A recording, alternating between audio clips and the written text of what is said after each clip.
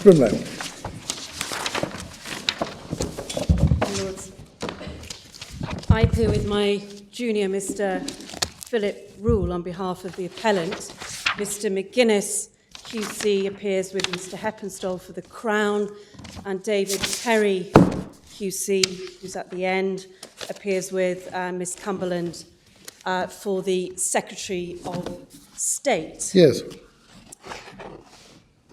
A point of law of general importance was certified by the Court of Appeal on the 15th of July 2014, following its judgment dismissing the appellant's appeal against sentence on the 18th of June 2014, the appeal having been heard on the 7th of May 2014. The certified question is set out within various points in the core bundle, and it can be found conveniently at the appellant's printed case at MS page 43. Thank you.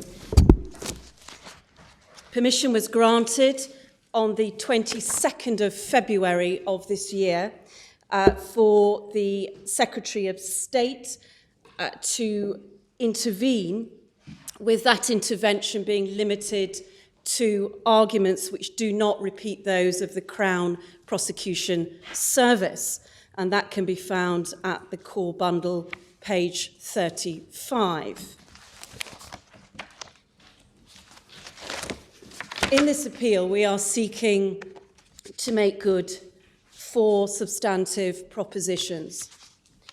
Proposition 1, we head it parliamentary intent, stroke a common sense application of the law. The sentence of imprisonment for public protection, the IPP, under section 225, subsection 3 of the Criminal Justice Act 2003, was an indeterminate sentence or penalty. And I'll come on specifically to the sections, but it's set out at volume 2, tab 13, page 609. The indeterminate sentence is very clear in section 2254. That sentence was a disaster. It was a train wreck, a time bomb. The imposition of these sentences turned out to be disproportionate and produced arbitrary results. So the sentence was unfair and punitive, and the rehabilitative aspect of it, the effects, were not foreseeable. Has anyone, we've certainly dealt extensively with the rehabilitative aspects of it, but I'm not aware that the courts have ever said that the sentence as such was unfair. It may be that there are statements in Parliament that as it worked out, it proved to be in cases unfair, but as such, in principle, there's been no suggestion that it was unfair. My Lord, there are a number of points that I'm going to take the court to demonstrate that it has been suggested as unfair. By courts? By courts, as well as looking at Hansard and the parliamentary intent and the comments there. So courts also. I mean, does it matter? I mean, or is this the proposition that you've got to have a less unfair sentence and therefore... Well, this is proposition 1, that it does matter, because what we're going to come on to look at is the saving provision in relation to the abolition of the IPPs, in that there was no... Yes, I mean, your point is that keeping it on in any transitional form was wrong. Absolutely. There was never any intention of a phased abolition. It should have been an abolition full stop. And so an anomaly occurred, which also will develop as turn out to be extremely unfair to the random arbitrary number of defendants who've been caught. And is that where we're actually going, that it's the provision of the commencement order that you're attacking? Provision of the commencement order, that it's ultra vires the intention of Parliament. So that will be... So if you're going to make general statements that the sentence is unfair, the logic is that all those were already sentenced well before this amending statute was, or abolishing statute was passed, and should be released. And I don't suppose you suggest that. Well, that has been a challenge that has been brought unsuccessfully, but that isn't this case. This case is dealing simply with those, like the appellant, who fell to be sentenced at a time when the new sentencing regime was in force. So it's where this is a highly unusual situation which hasn't occurred previously. So, I mean, it is lex mitior, really. It's lex mitior. It's entirely lex mitior. An attack yes. on the sentence itself. It's also an attack on the sentence itself in terms of parliamentary intent, that there was no intention of adding to what had been described as a train wreck. So it was really, how do you deal with, certainly they considered how to deal with those who were already in prison as a result of the IPPs. And there was discussion, as we'll come to, within the parliamentary debates about considering an earlier release for those. That hasn't come into effect. But at no stage was there any intention that there be some sort of phased abolition, so that after the abolition had been brought in force by the primary act of Parliament, that there could still continue to be a group of defendants who could still be sentenced to an IPP. So it's for probably quite a small category, but yet a significant number, and this appellant is one of them. So the abolition was on the 3rd of December. He was sentenced on the 20th of December. However, his conviction was prior to the 3rd of December because he pleaded guilty. If he'd had a trial, his conviction may well have fallen after the 3rd of December. It could well have done because of the difficulties and length of time with court listing. So Proposition 1, I should say I'm making general propositions which I am going to make good by referring to sections within the bundles. The statutory instrument as part of Proposition 1 in terms of the unfairness, we would submit that the statutory instrument is ultra vires, the domestic law. Proposition 2 is that Hang on. 1, phased abolition of IPP, ultra vires. Phased abolition of ultra vires. Yes, thank you. Proposition 2, the European Court has spoken clearly in relation to Article 7 of the European Convention on Human Rights. Just for reference point, at this stage, that can be found at volume 2, tab 11, page 598. The guarantee in Article 7 of the European Convention is that there is a guarantee not only as to the non-retrospectiveness of the criminal law, but also there's a guarantee as to the principle that in the event of a difference between the law in force at the time of the judgment or sentence and later laws, the law to be applied was the law most favourable to the accused. So the submission is that the second sentencing regime, which was in force on the 3rd of December 2012, was more favourable than the other sentencing framework, under the Criminal Justice Act 2003 as amended under the 2008 Act, because that law contained IPPs. So the abolition of IPPs under the 2003 Act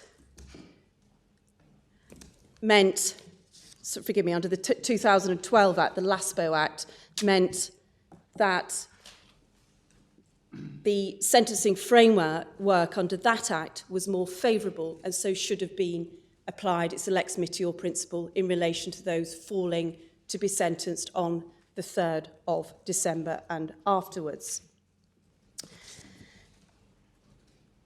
It's submitted that the sentencing judge, as well as the Court of Appeal, fell into error in considering whether the new sentencing framework, the LASPO sentencing framework, might bring more severe sentences, such as life, rather than considering whether it might bring a more lenient sentence, such as the extended determinate sentence, which, as we'll show, was the replacement for the IPP.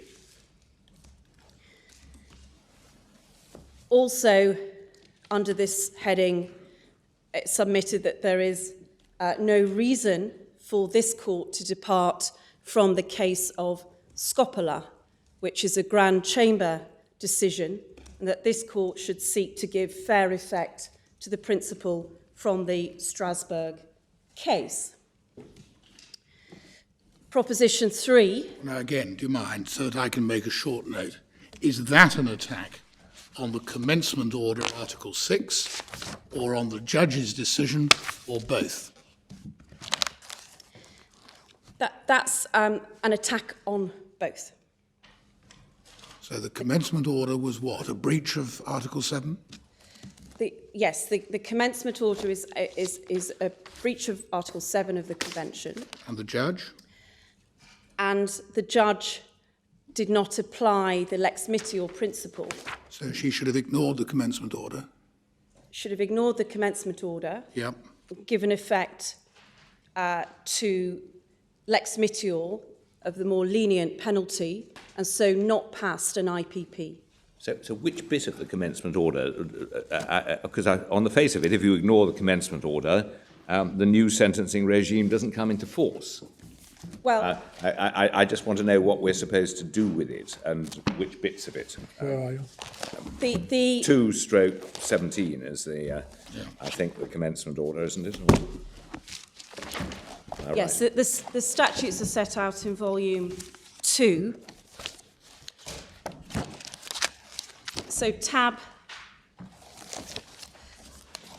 13 is the old Criminal Justice Act provisions.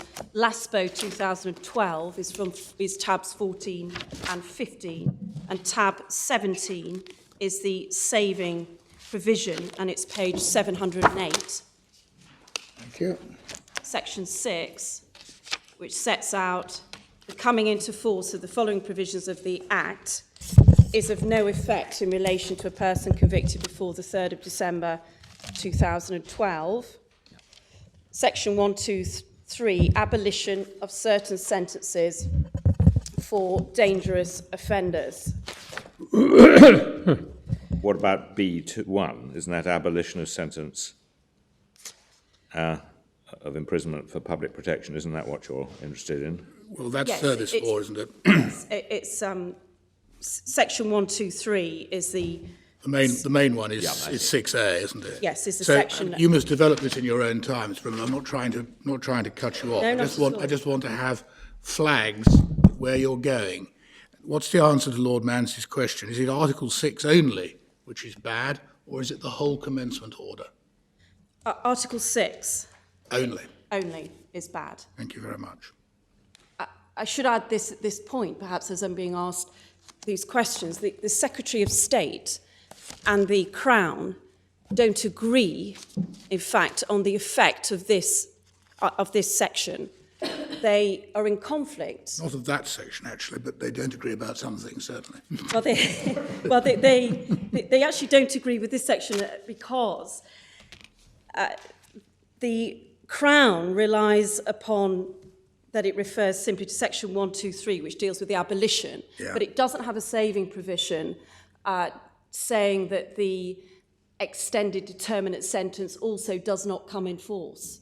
And so the Crown submits that the extended determinate sentence was open to the judge on the 20th of December, post 3rd of December. The Secretary of State says that is incorrect. It's very clear that that was not available. So it perhaps is rather concerning that there is this Just to conflict. anticipate, again, tell us in time why, but which one do you agree with? In terms of which one we agree with, our position is, in terms of the argument, is as follows. Now, just tell us, was a LASPO extended sentence available to Judge Onions when he sentenced this man or not? Our submission would be that the Secretary of State is right, that it was not available Yeah, fair enough. Thank at you very that much. time, and that the Crown is incorrect. Thank you. Yeah.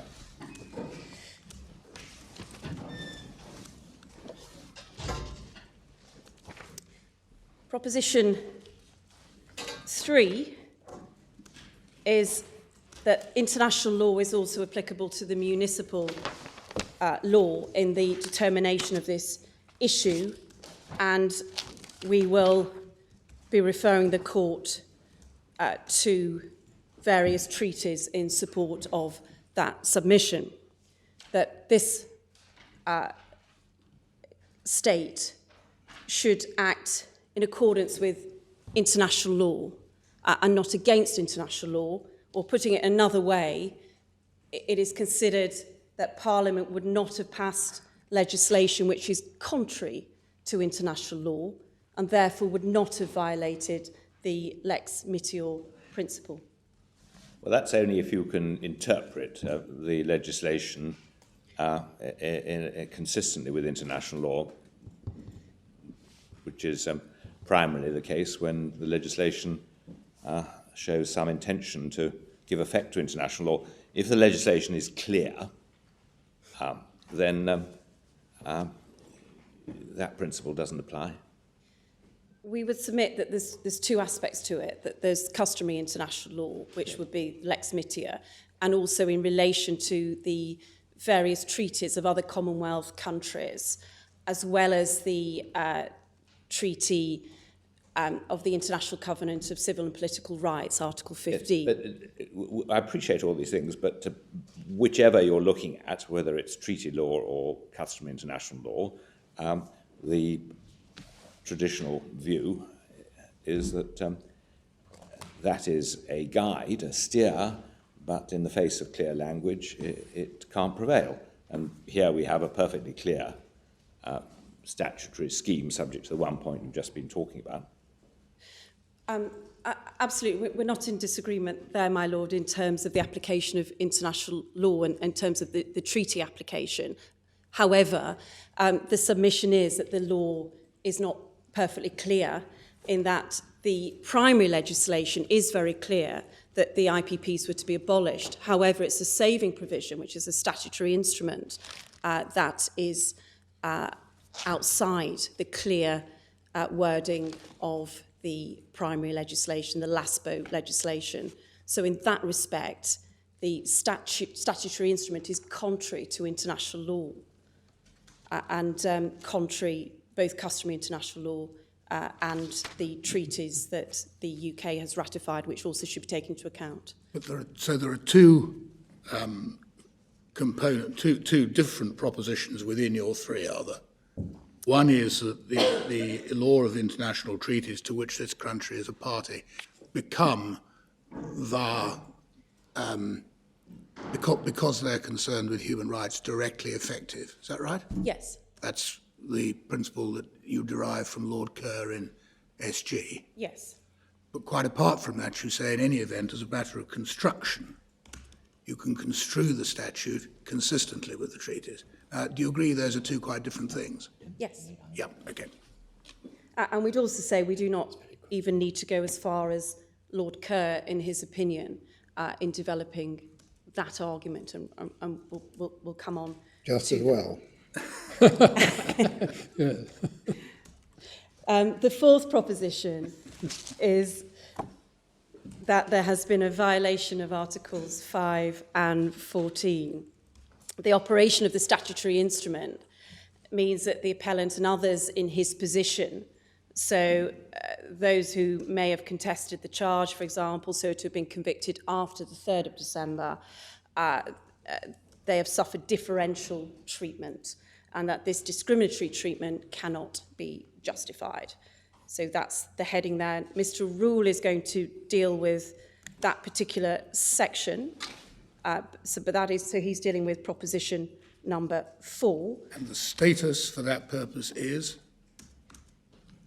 Can I say I'm going to leave him to develop? I don't want to tread on his toes. I'm going to leave him to develop the argument in that respect. The respondent, I should say that the respondent and intervener have both addressed the argument in the printed cases.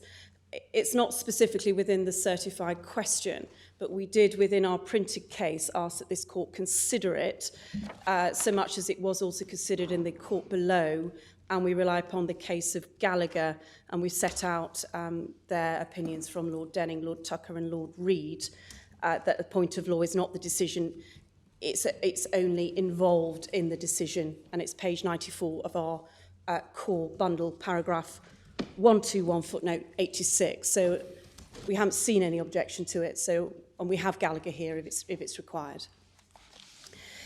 The statements of facts in the core bundle are at page 38. The details relevant to the appellant are in the printed case page, which is the core bundle, page 90 to 93. If I can just take my lords to the legal framework first of all, it's conveniently set out in the case of Woodward and others, and that's at volume 6 in the authorities, tab 71. I'm going to, if I may, just deal with the history of the law, so hopefully I can assist if required as to how we got up to the point that we're at. And then I'll briefly touch upon the facts relating to the appellant and then move on to Proposition 1. So at page 2094 behind tab 71 of volume 6, thank you.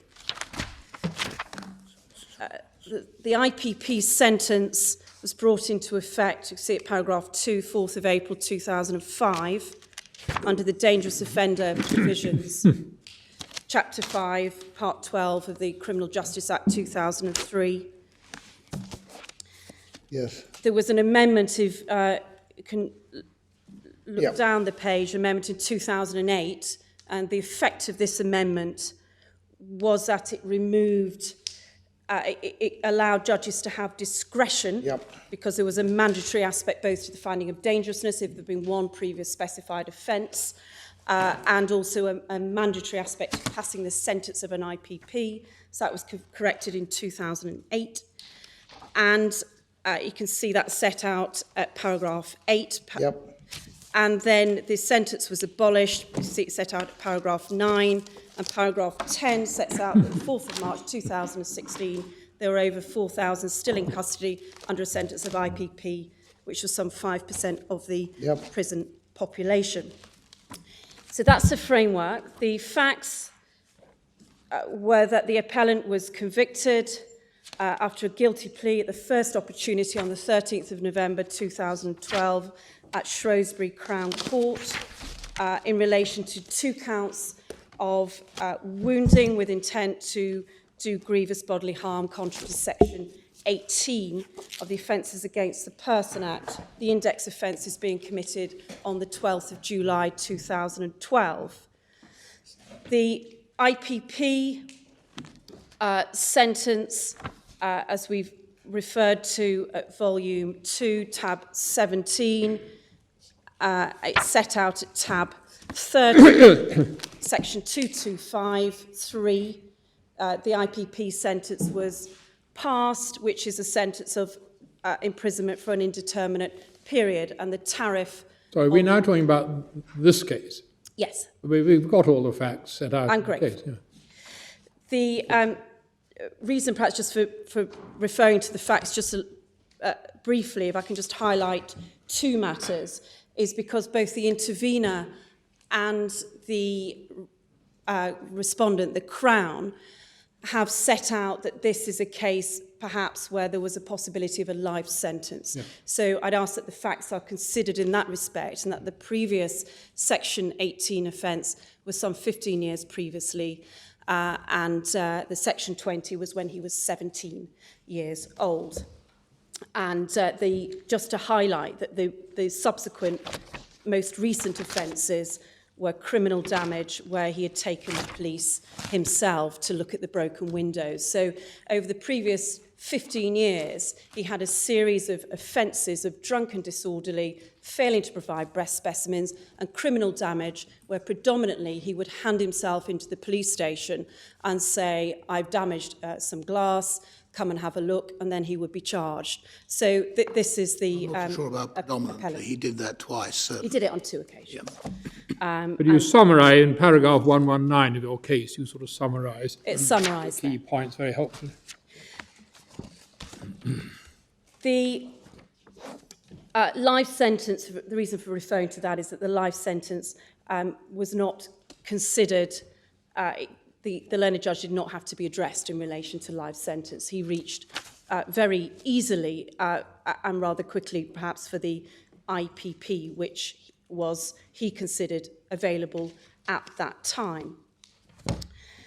However, we do rely on the facts of this case in that it's a typical case and forms part of the reason why the IPPs were abolished, because of facts of a case such as this, where we have a man who's suffering from the disease of alcoholism and so on.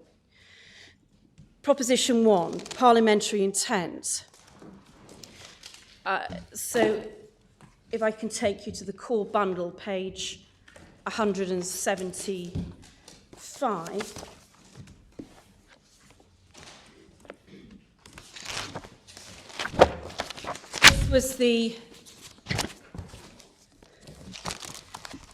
This was the initial submission. It's behind Appendix Part 1. This is one of the reasons for the Secretary of State intervening or applying for permission to intervene, was that the Secretary of State is in a position to explain the rationale underlying the decision that the abolition of the IPP sentence should not apply retrospectively, and an explanation as to the transitional provisions relating to the enactment of the Legal Aid Sentencing and Punishment of Offenders Act 2012, LASPO, contained in the Legal Aid statutory instrument, the Saving Provisions Order. So that was one of the reasons for the permission sought, and in fact you will have seen that the Crown also, and it's at page 110 in the Crown's written case, the Crown also relies on the Secretary of State to explain the reason for that saving provision and that date, and the rationale underlying the abolition of the IPP. However, the Secretary of State has not done so at all in its written case. So we seek to address you, looking back at Hansard. The case relied upon is Pepper and Hart in consideration of Hansard, and that can be found at volume 5, tab 58. You don't need, I would have thought, to look at Pepper and Hart. Very grateful. And so if I can then take you... We're not having it as an aid to construction, are we? We're having it as an aid to establishing the varies. Construction as well, in terms of the indication of what Parliament intended. So Pepper and Hart does deal with, it's Lord Brown-Wilkinson who sets out that it's the court's duty to give effect to the intention of Parliament. Yes, but there's got to be some clear statement which it helps explain a term which is ambiguous in the statute. And what is the term which you are seeking to clarify? We would submit... Or in the statutory regulation? We would submit that in terms of Pepper and Hart, that it's not simply construction of a term that needs clarifying. It also sets out the reason for going back to Hansard is not to adopt a strict constructionist view, but to look at intention. and that can be found in the case of Pepper and Hart. Then, but I don't think I recognise it. Well, can I take you to, I can take you to the sections in Pepper and Hart, or I can go to Hansard first, whichever you prefer. It's at volume 5, tab 58.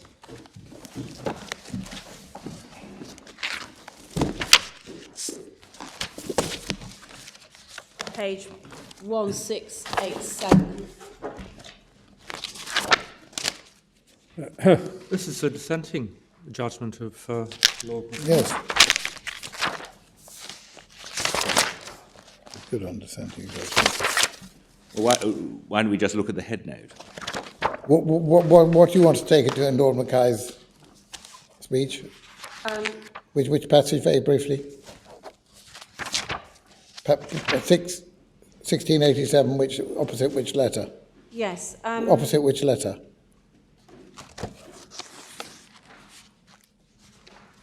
D, perhaps, from your point of view?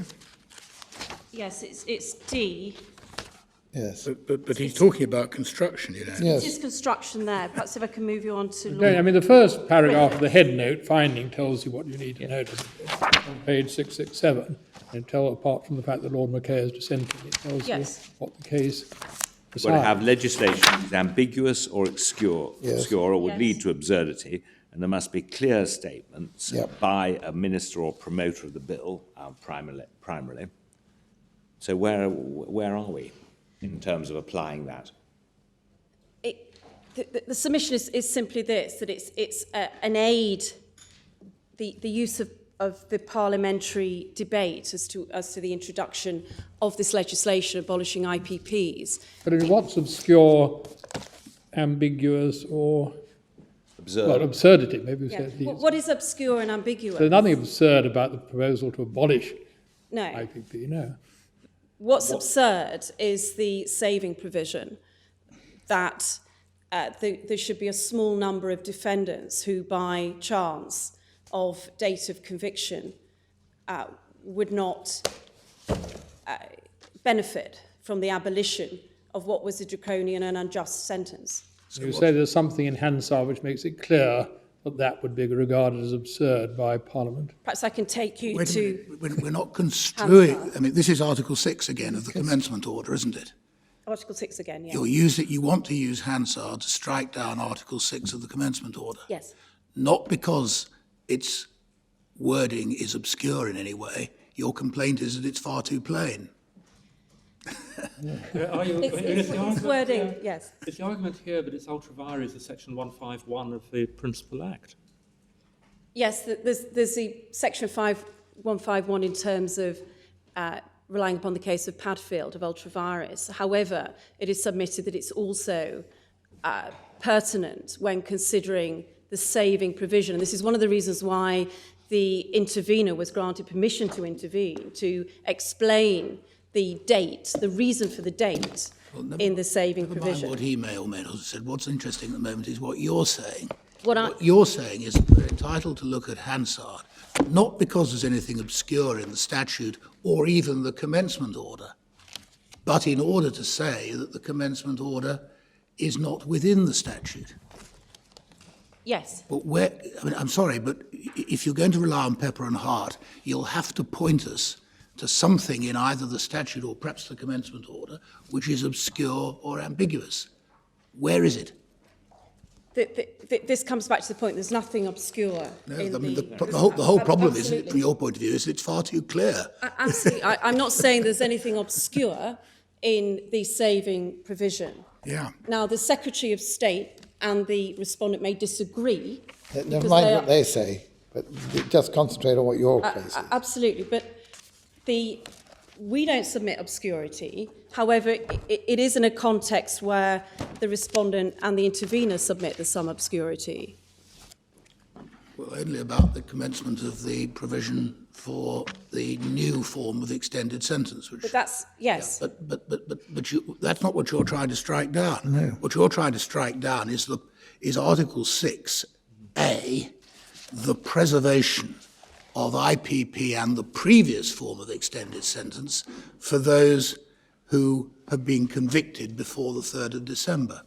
Yes? Yes. Right. We are. However, we still invite you to consider Hansard. Why?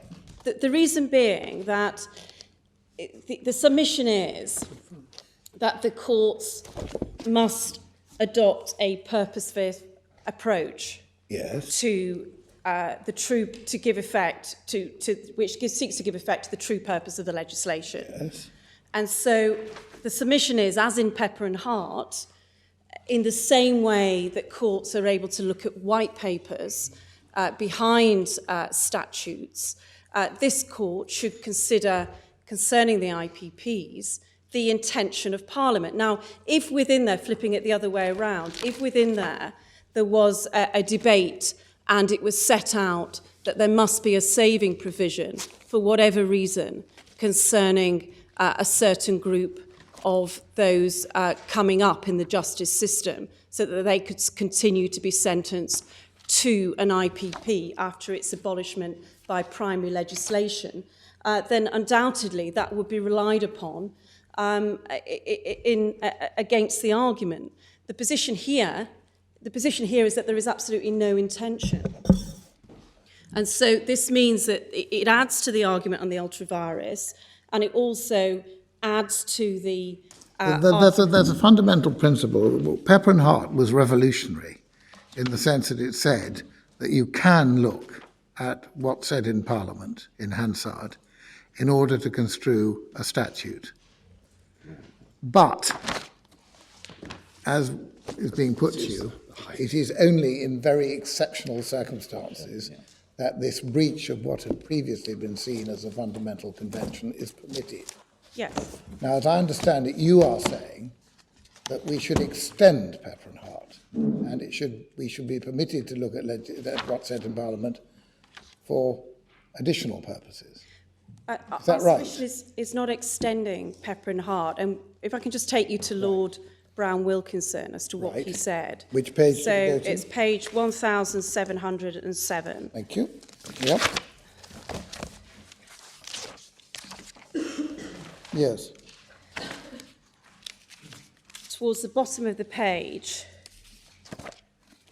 Yes. it starts off, I suspect most case references to parliamentary materials will not throw any light on the matter, but in a few cases it may emerge that the very question was considered by Parliament in passing the legislation. Why, in such a case, should the courts blind themselves to a clear indication of what Parliament intended in using those words? The court cannot attach a meaning to words which they cannot bear, but if the words are capable of bearing more than one meaning, why should not Parliament's true intention be enforced rather than thwarted? And then he goes on to say white papers could be considered for the purpose of finding the mischief sought to be corrected, although not at draft clauses or proposals for remedying such a mischief. A ministerial statement made in Parliament is an equally authoritative source of such information. Why should the courts be cut off from this source of information as to the mischief aimed at? In any event, the distinction between looking at reports to identify the mischief aimed at, but not to find the intention of Parliament in enacting the legislation, is highly artificial. But it seems to me you're missing the point, if there is a point, because, I mean, as I understand it, if we go to page 77 of the core bundle, Yes. your case, the high point of your case is really what Lord McNally said. I take as an example where, and indeed you put it in heavy type, once these provisions are commenced, no further IPPs can be imposed even for previous offending. Yes. Now, you would say, well, that's a clear statement by a minister of the intent of what's going to be done about commencement. Yes. And therefore you might say, well, to produce a commencement order which has the effect that IPPs can still be imposed after commencement is contrary to some sort of legitimate expectation. But it tells you nothing about the construction of the statute, which is what Pepper and Hart is about. The most you can put is it's some sort of statement of intent as to what's going to be done about commencement. And I just wonder whether you're not... It doesn't facing say the even for wrong previous point. convictions. It only says even for previous offending. I mean, if we are talking about the statutory instrument, your problem may be that the saving provision is clear. If we're talking about the varies of the statutory instrument, I think we don't even have the section under which this statutory instrument was made, but it's section 151, and I may be wrong, it may be somewhere, but it's in the most general terms as regards commencement. It says that effectively any provisions may be made regarding commencement, appointing different days for different purposes, making transitional, transitory or saving provision, etc., different days for different areas. So it seems very difficult to suggest that anything in the parliamentary language to restrict that or to invalidate the statutory regulation. My Lord, the only point in terms of the construction of the statute, I do take the point on Pepper and Hart and the construction. The reason I'm pushing it is going back to the legislative framework under the Legal Aid Sentencing and Punishment of Offenders Act. So it's volume 2, tab 14. This is the section 123 that we referred to previously in the saving provision, 6.1 of the saving provision. So it's tab 14, page 645.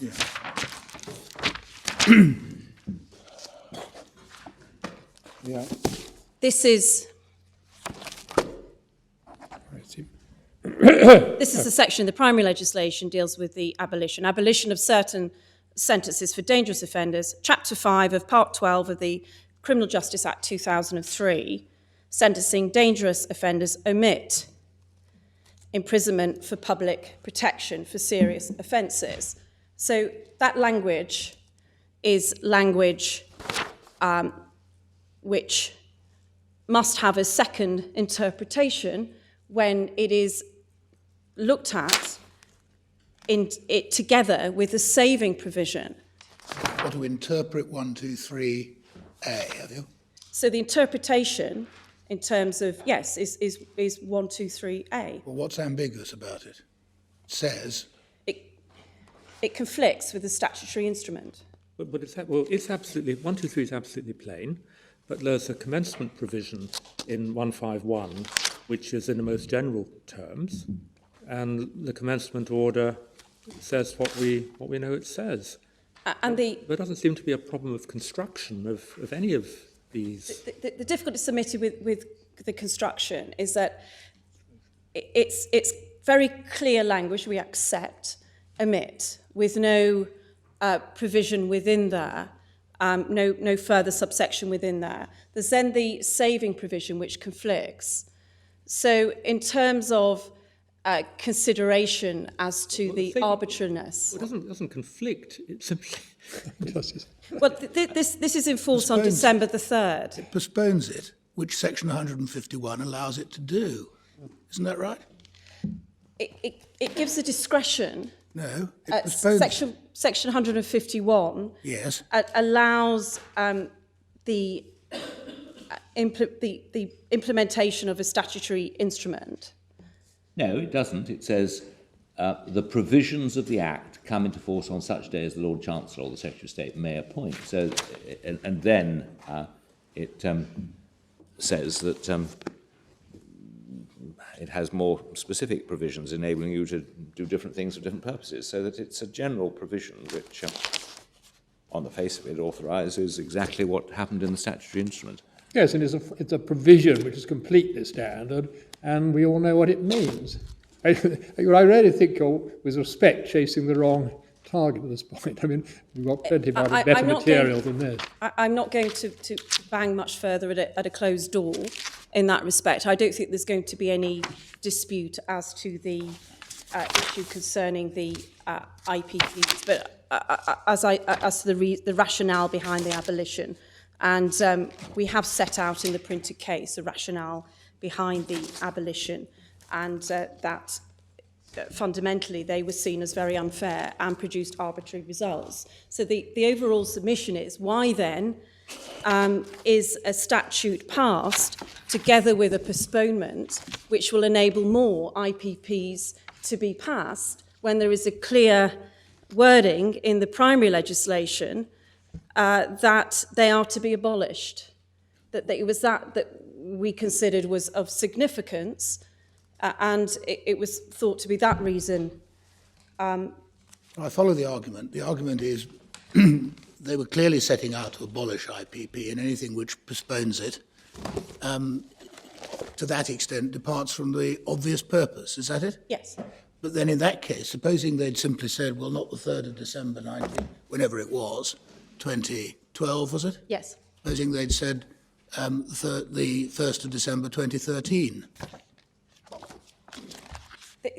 That would have been the key is the conviction Why? date. Why? Because And if you're right that there's a clear parliamentary intent to be gathered that IPP should be got rid of as soon as possible, why isn't any postponement contrary to the purpose? Because in terms of the principles that are being applied, that there wouldn't be another situation where you have two defendants potentially being sentenced on the same day. Well, that's your discrimination point. That's partly the we'll discrimination come to point, that. but it's also the lex mitia point Yes. in that, and also the international law point, in that Parliament could not have, we must presume that Parliament would not have intended to legislate contrary to international law. All right, thank you. You know, obviously there are a lot of reasons why while commencement of a reform which is recognised to be a necessary reform may nevertheless have to be postponed for all sorts of practical reasons. I mean, for example, in a situation like this, there might be a need to issue guidance as to how the new provisions were to be implemented and provide training courses for people who would have to implement the new regime. So even if you recognise that a change is going to be a good thing, nevertheless you might take some months to introduce it. That's completely right, which is why, and this isn't the position here, which is very clear in Hansard. It was these sentences are to use their words, a train crash. They need to be abolished as soon as they can. And then there is the debate, what do we do about all those thousands who are still in prison, having gone past the tariff which was imposed as the punitive element? That's a different problem. Tell me, Article 6, which is really the thing which has got it wrong, you say, of the transitional provisions, has it got it wrong only in relation to IPP, or has it also departed from the parliamentary purpose in deferring the abolition of Criminal Justice Act 2003 extended sentences? Our submission is IPP, and the reason why we concentrate on that submission is, perhaps I should put it in two parts. It might be that it's also wrong in relation to postponing the extended determinate sentence if it was postponed. I say there's some conflict. It is postponed, that's clear. Well, No, it's very complicated because they will keep calling different things extended sentences. But the difference of opinion that you've adverted to in relation to what I'll call the LASPO extended sentence is about the LASPO extended sentence, which, if my calculations are right, is actually the fourth form of the extended sentence that statutes over the years have created. Yes. Never mind. Let's call it the LASPO extended sentence. My question is about the Criminal Justice Act 03 extended sentence, which is also preserved, isn't it, by 6A, the commencement order. yes. Now, was that unlawful or lawful? In relation to that, we would submit that was not in breach of the lex mitia principle. No, we're not on lex mitia yet. We're on the purpose of the statute to be gathered in the various ways you've asked us to gather it, and therefore the vares within which the commencement order was made. Now, please, was 6A in relation to 2003 Act extended sentences lawful or unlawful? We would submit unlawful. Unlawful, thank you.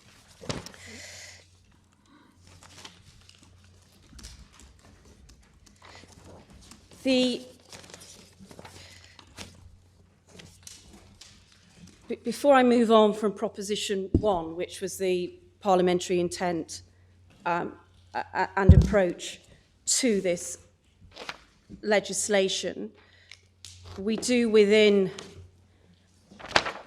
our printed case also refer to judicial comments on the failures of the IPPs. And the point was made earlier that they are comments in relation to the lack of courses available, yes, and a distinction being made as to lack of courses available.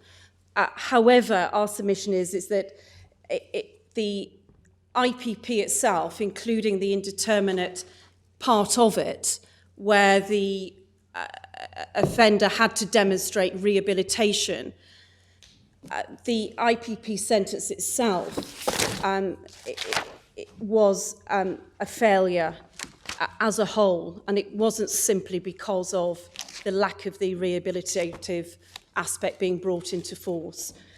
There were, for example, cancelled or delayed parole board But why is this relevant?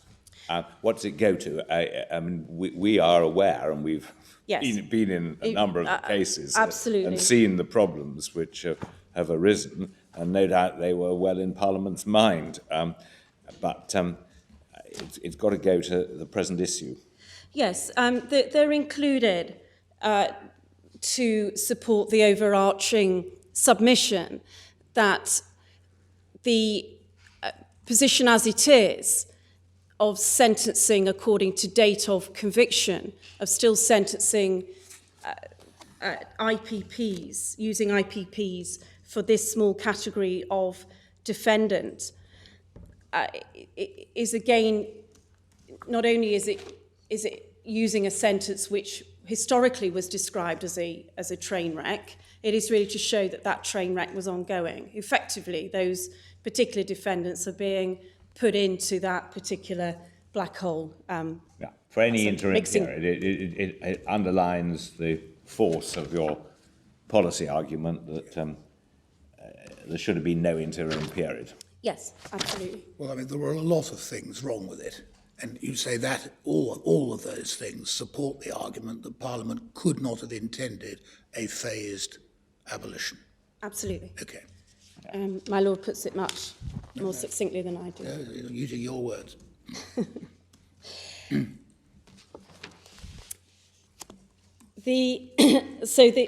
not going to take you to those particular cases as they're set out, and I know your lordships have been in a number of them. James Wells and Lee against the UK is the European follow-on. And then the three judgments, perhaps the more recent ones, are for reference, volume 3, tab 41. There was three judgments in Fletcher, Young and Bentley. The third judgment being the 2nd of December 2015. And this was Mr. Justice Dingerman's, who said the fact that it was intended that the second claimant should wait for up to 5 years after the expiry of his tariff period before he was provided with access to a particular course proves that something has gone seriously wrong with the management of prisoners serving IPPs. And as recently as February 2016, there was found to be a continuing breach of public law duty in the systemic failure of the parole board to provide hearings at the required time to indeterminate prisoners. And that judgment can be found at tab 46. So volume 3, tab 46, page 1366. And that's where that particular dictum can be found.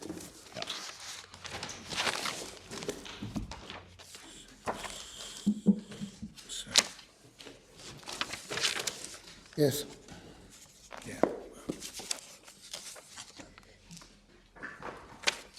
The statutory instrument, and this comes on to the principle in Padfield. So that is at volume 5, tab 56. Yes.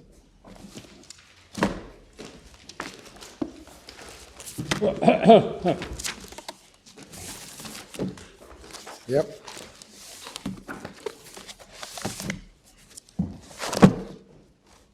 And we set out the arguments in the appellant's case at page 74, paragraph 80.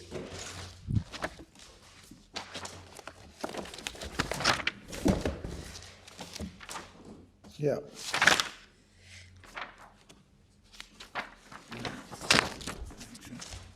And in Padfield at page 1620, Lord Reid. Yes. Parliament must have conferred, the second paragraph, the discretion with the intention it should be used to promote the policy and objects of the Act. The policy and objects of the Act must be determined by construing the Act as a whole, and construction is always a matter of law for the court. Yes. The arguments in relation to the statutory instrument are those that have been advanced, that it is not in compliance with the intentions of the policy to abolish the IPPs. And that argument... Where do we get Padfield on the page you referenced? 1620, opposite letter D. No, sorry. See, No, I thought it was in your case. I can't see it in the case, that's all. Paragraph 91 onwards. Paragraph 91, page Oh, it's 79. 90. I apologise, I gave you an incorrect reference. Yeah, my fault. thank you. Right. Yes. Paragraph 91. Yes. Yes, I'm with you. Yep. And we set out there... But I mean, it's a very completely different case. I mean, It is. It says you've got to look at the Act as a whole. If you look at the Act as a whole here, you see an intention to abolish IPP, but on the other hand, an intention to do so by stages which involve commencement and transitional provisions. That's all you can find out, and it doesn't help you. The submission is that there was never any intention to phase it. Well, then you shouldn't have had Yes. a transitional provision at all. Yes. What's 151 doing there? Yes. So but there was the intention was abolition, full stop. We know as in that. The primary. But yes. if you look at the Act as a whole, which is Padfield tells you to do, you have to take into account 151. Yes. I can't get I around can that. see your Saves point that. on what Lord McNally said, which was very specific, but Padfield is much more general and doesn't help you.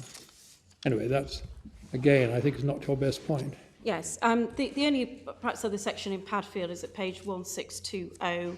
If we look at D. 1620. Opposite D, yes. D. Yes, this is all pretty fundamental stuff, yeah. Yes. Our law be very defective if persons agree not entitled to protection of the courts, necessary to first to construe the Act. Yes.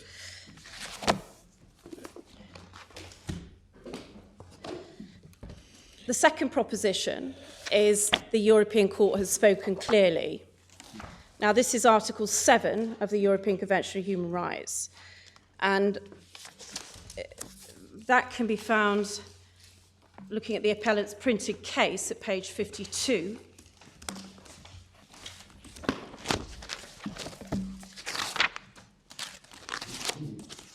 It's also set out in volume 2, tab 11. But Article 7, it's the second part of it, nor shall a heavier penalty be imposed than one that was applicable at the time the criminal offence was committed. Yes.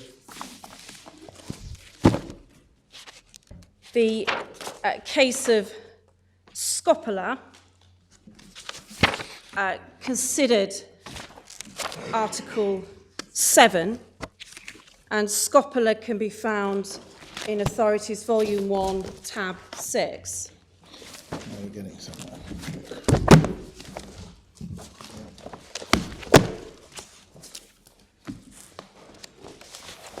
Yes.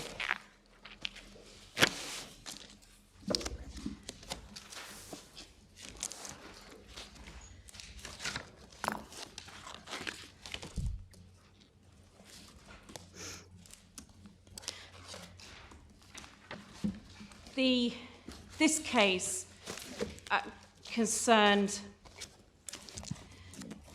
the use of a summary procedure. If you turn to page 539, there was a summary procedure in Italian law Yes. which was not available initially to the appellant when he was first convicted. However, it subsequently became available, and he elected to make use of that summary procedure. Let's get it right. It was, I think, available by the time he was convicted, wasn't it? Can I just double check Perhaps on I'm that? wrong about that. By the time he was convicted, it was available. Must have been, because Yes, of course. the election precedes the conviction. Yes, That's the whole point. absolutely. Yes. But by the time of charge, At the time of the offence, yes, it wasn't available. the time of the offence and the time of charge, however, the time Became of conviction available it was. subsequently. Yes. So there was an initial lex mitia applied in that when the law changed to make so that the summary procedure became available, he elected to have that summary procedure. It had the benefit of a substitution of a 30-year tariff rather than a life imprisonment tariff. Yes. However, the safeguards with the fuller procedure were not present. Subsequently, the summary procedure was amended under the Legislative Decree 341, November 24, 2000. And you can see that towards the bottom of page 539. Yes. And what that did was it then substituted the 30 years for life imprisonment. Yes. However, the defendant or appellant was able to go back and elect again, so come out of the summary procedure system and elect the full procedure with relevant safeguards. This case went through a series of domestic appeals with the lex mitia principle being relied upon. And the alleged violation of Article 7 and the Chamber's decision starts at page 549.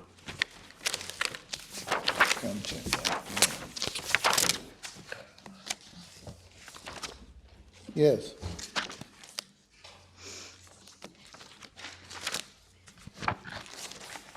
There was an admissibility argument that was dismissed from the government, and the bottom of page 50, the issue of domestic remedies, exhaustion of domestic remedies, was applied.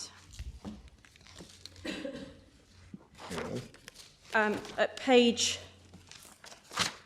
554, the government's arguments were put forward, which included paragraph 83, that the provisions of the criminal code, which established penalties for the offences of which the applicant was convicted, had not been amended after September the 2nd, 1999, the date when they were committed. They note in particular the offences concerned were punishable by life, and that the penalty imposed by national courts had not exceeded that limitation. The applicant's argument is paragraph 86, that in the event of the difference between the law in force at the time of the commission of an offence and later laws, the law to be applied was a law more favourable to the accused.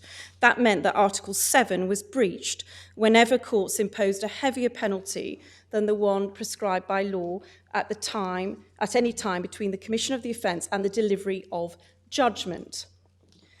And we submit judgment is the final point, including sentence. The court's assessment is at page 556 and deals there with the interpretation of Article 7 from paragraph 92. Yes. It sets out the importance of Article 7 in that it occupies a prominent place in the Convention's system of protection, as is underlined by the fact that no derogation from it is permissible under Article 15 of the Convention in time of war or other public emergency. It should be construed and applied as follows from its object and purpose, and in such a way as to provide effective safeguards against arbitrary prosecution, conviction and punishment. And it goes on to say that it goes beyond the prohibition. If you're going to read a large chunk, tell us what it is and we'll read it to ourselves. It goes beyond the prohibition of retrospective application of criminal law, and goes to and sets out that where there is a more lenient system in place at the time, that the more lenient system should apply. That is the assessment of the Grand Chamber in Scopola. And we get that in the end at... It comes in at page 559, paragraph 107. It observes in prohibiting the imposition of a heavier penalty, does not exclude granting the accused the benefit of a more lenient sentence prescribed by legislation, and then it's developed from then on to paragraph 109. Yeah. Defendants must apply the provisions that are most favourable to the defendant. And that is the submission here, that the position in terms of a statutory framework, in terms of sentence that was most favourable to the defendant on the 3rd of December 2012 meant that the IPP should not have been passed, because that was a sentence which was not the most favourable to the defendant. And apparently it is the most favourable of the laws in force during the period between the commission of the offence and the rendering of final judgment. Yes. So you could end up, I suppose, having to pass sentence notionally under, probably in the United Kingdom, quite a large number of laws in the case of people who'd been committed offence a long time ago. And then you decide which one is least favourable. Particularly England and Wales.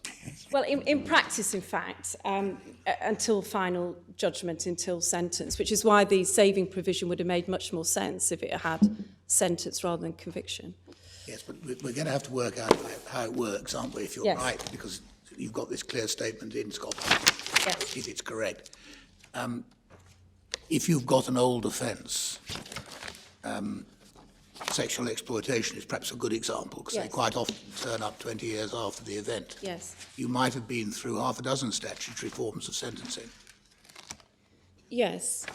That would, in our submission, actually be a very different scenario to this one, where the statute in place, this is a position where the statute in place, the LASPO statute has abolished the IPPs. The example of say somebody under the Sexual Offences Act, of which there's been numerous amendments. I wasn't thinking of amendments to the Sexual Offences Act, although there have been an awful lot of those as well. There have. I was thinking more of the amendments to preventive sentencing, which took place in 1991, 1998, 2003, and 2012. Now, supposing you've got historic sexual offences of the kind which lead you to worry that you've got a predator on your hands, and the offences were committed in the late 1980s, how does Scopola work?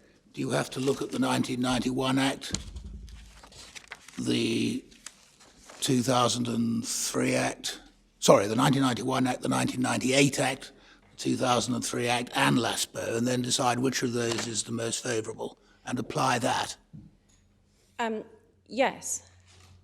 Because although in practice it actually doesn't cause that much difficulty within the criminal justice system because the way it has Without developed. Scopola, it doesn't. Well, no, but also in terms of how the legislation has developed. But the whole point in our submission of the lex mitia principle is to take into account these developments of law, and that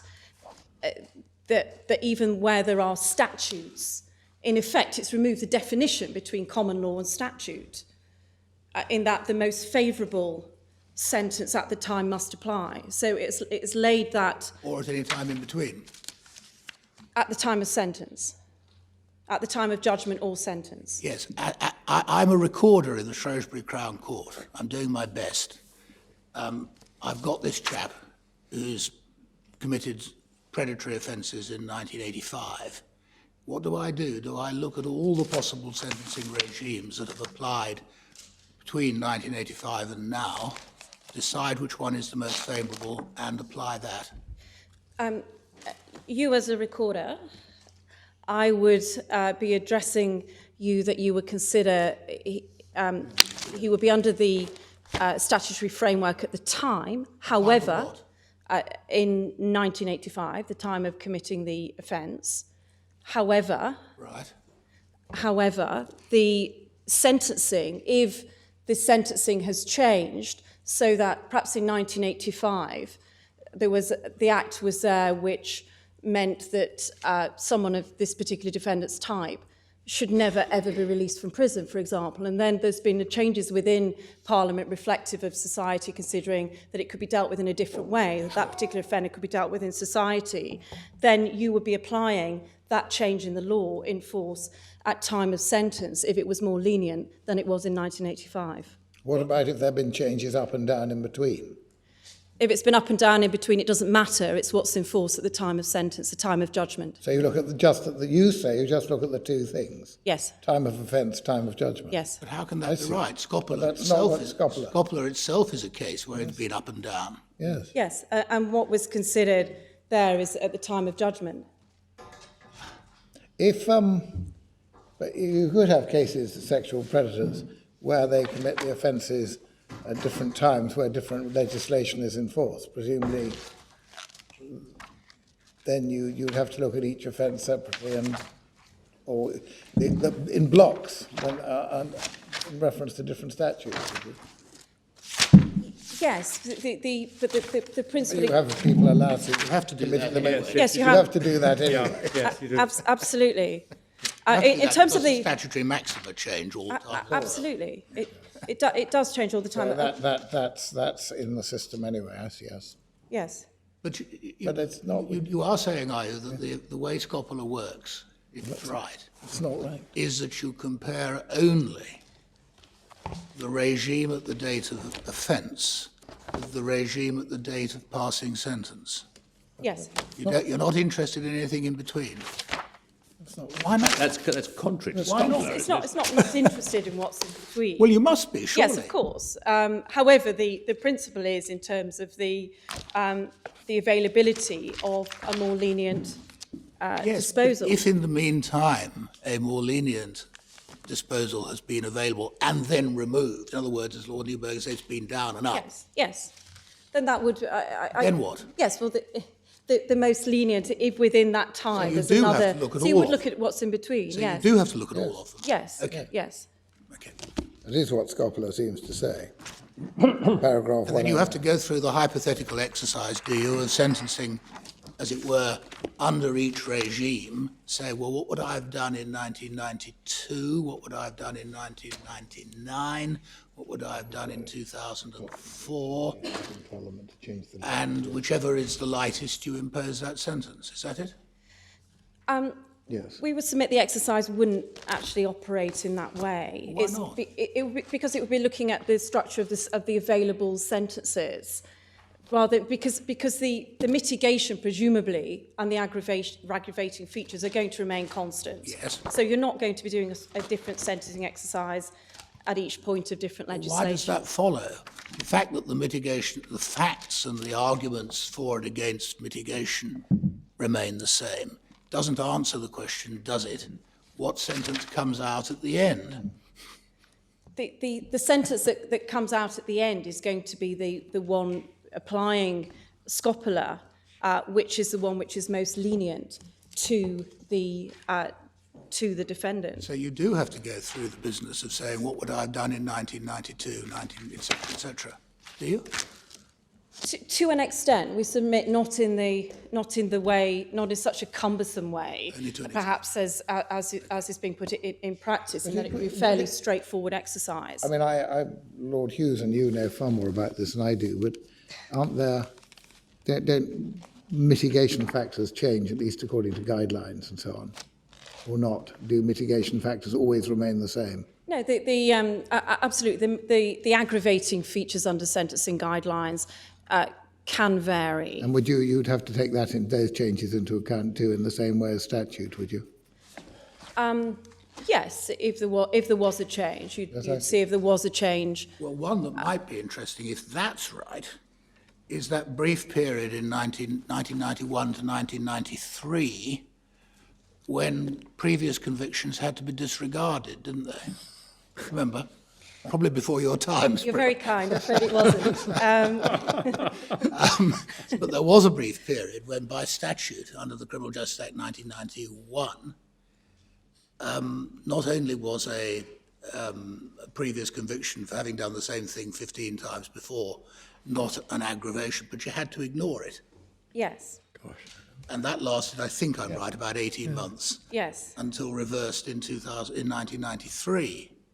But for anybody who was being sentenced for an offence before 1991, does scopula mean that you must disregard previous convictions? In relation to that, the aspect of scopula we would submit is that this is looking specifically at sentence. So it's going to go down much more to the detail in terms of previous convictions, whereas our submission is that scopula is considering new statutes, new codes, where there has been a change, which means that there is a more lenient penalty. And it but it's not.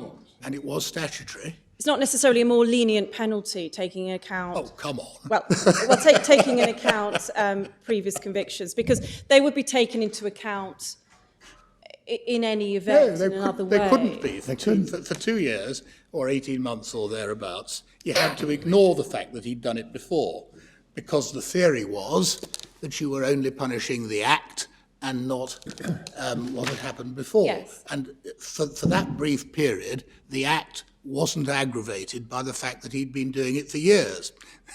Yes. It may seem odd, but that was the statutory provision.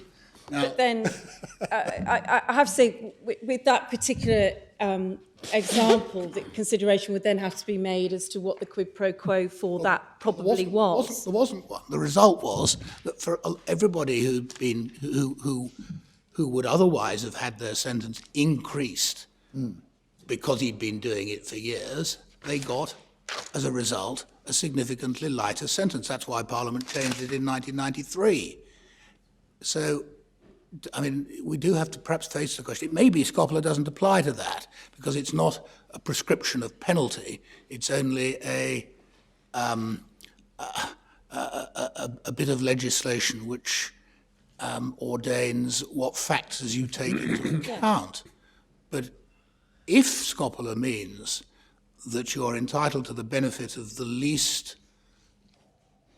punitive regime that there has been since you committed the offence, then everybody who's now convicted of offences of violence or sex or whatever, indeed anything else, in 1989, has to have previous convictions ignored, perhaps. Our submission with that is that actually that is a very different scenario, because I'm sure as my Lord is very familiar with, the number of advocates coming in front of your Lordship when you sit as a recorder, in fact, submitting that those previous convictions are entirely different and that they don't aggravate and so on. So it's not an aspect where the sentence comes within a guideline that is imposed. And also there's a statutory maximum for that sentence. And then there's aggravating and mitigating features. And I understand that with that example, you could not take into account the aggravating feature. However, that is something perhaps uncertain or within the discretion of a sentencing judge rather than an actual fixed penalty, which is the scopula case. It's a penalty as opposed to, for example, a release mechanism. Well, how about a guideline? Now we have a sentencing guidelines council. Yes. Before we had a sentencing advisory panel and another sort of council with a different name, I've forgotten now. But anyway, now we have sentencing guidelines, and the rules are that the court is obliged to, what is it, take account of them? Take account, yes. Account, If those change to become first more lenient and then more severe, does Scopola apply to those? No, No. for the same reasons. Could I just, I mean, now this Yes. is a sort of journey down Yes. memory lane. I know, it's very interesting. Happens to relate to the brief period I sat as a criminal judge, which was indeed that period, so I do remember it. But I mean, for my part, listening to that, it seems pretty clear that we can't treat the statements in Scopola quite at face value, at least some of them, they're just too wide. But we're not bound by it. I mean, the other side say we shouldn't follow it at all. Alternatively, we should treat it on its facts, where the defendant actually was told, was aware and denied on the change of sentence.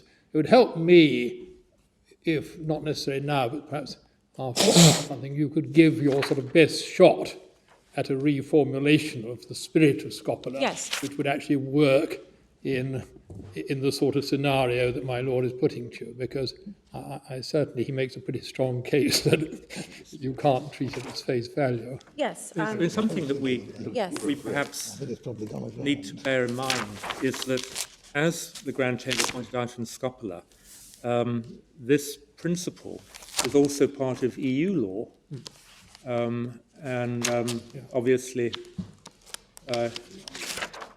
forms part of our system insofar as we have give effect to criminal penalties within the scope of EU law. In fact, I see that the Court of Justice has said that the principle of a retroactive application of a more lenient penalty forms part of a constitutional traditions common to the member states. But when you look at it's in the Berlusconi judgment. Yes. When you look at the opinion of Advocate General Appellant, she explains that it's common. It's not. We don't have it except it's cited in Scopola. She explains that it's common apparently to every member state apart from Ireland and the UK. So it must be. Obviously, it's workable, and it has a recognised way. I mean, the questions Lord Hughes is asking Yes. must have answers in Italy, France, Germany, and so forth.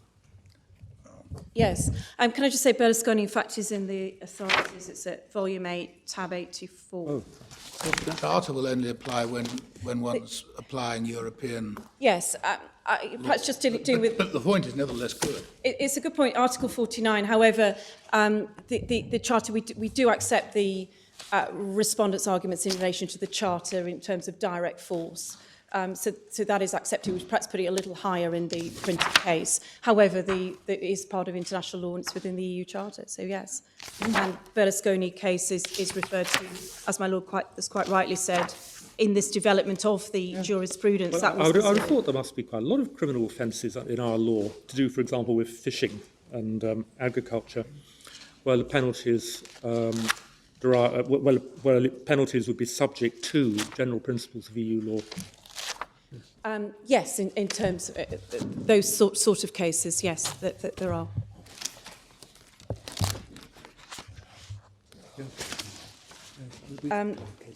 Scopola, submission in relation to Scopola. Scopola's also been followed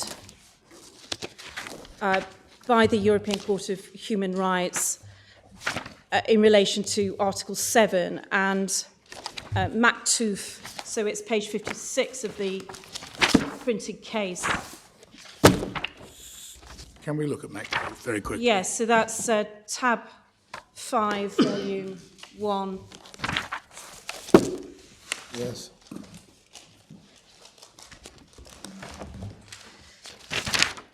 It's not meant to be a cheap shot, Miss Brimlow, you may be right, but can you just take us to the bit in Maktooth where Scopola is followed? Yes. Just bear with me.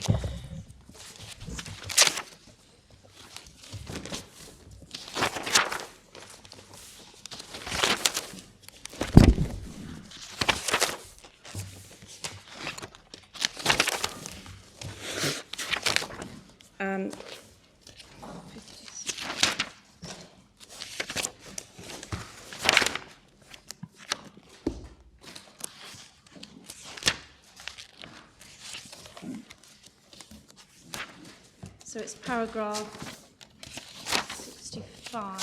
So which page are we on? I couldn't hear. Yes, forgive me. That's on It's 511. page 511. Volume 5. Yeah. Volume 1. Volume 1. Volume one. Of, Volume 1, tab 5. Yes. Page 511. Paragraph 65. yeah. At the outset, the court reiterates, and so on, domestic courts have applied the law whose provisions are most favourable to the defendant. You can see the citation at footnote 56 refers to scopular and adopts scopular. Is it a lex mitia case, Mactu? If it's not, it's a lex gravia case? Lex gravia case. Yeah. But never mind, you've got that reference Yes. there. Thank you very much. The other case where it's applied is Del Rio Prada against Spain, and that is tab 75. So that's volume 7.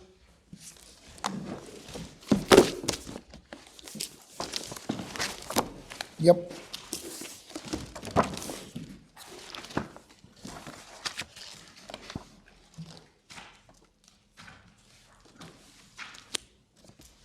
Now, that's also a lex gravia case, isn't it? It is also a Lex Gravia case. Because they changed the remission rules and added 9 years to this woman terrorist sentence. Yes. Yes. And scopular is referred to? The violation is page 2277. 2277.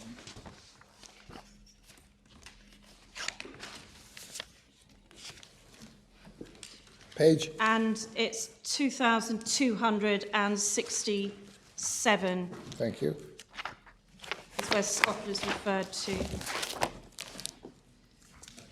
Paragraph 88.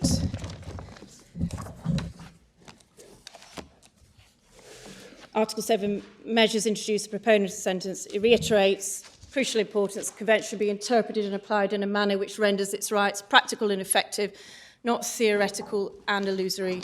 Refers to another Italian case as well as scopular. Well, that's a slightly... Anyway, that's the proposition. Mustn't be illusory. Yes. Okay.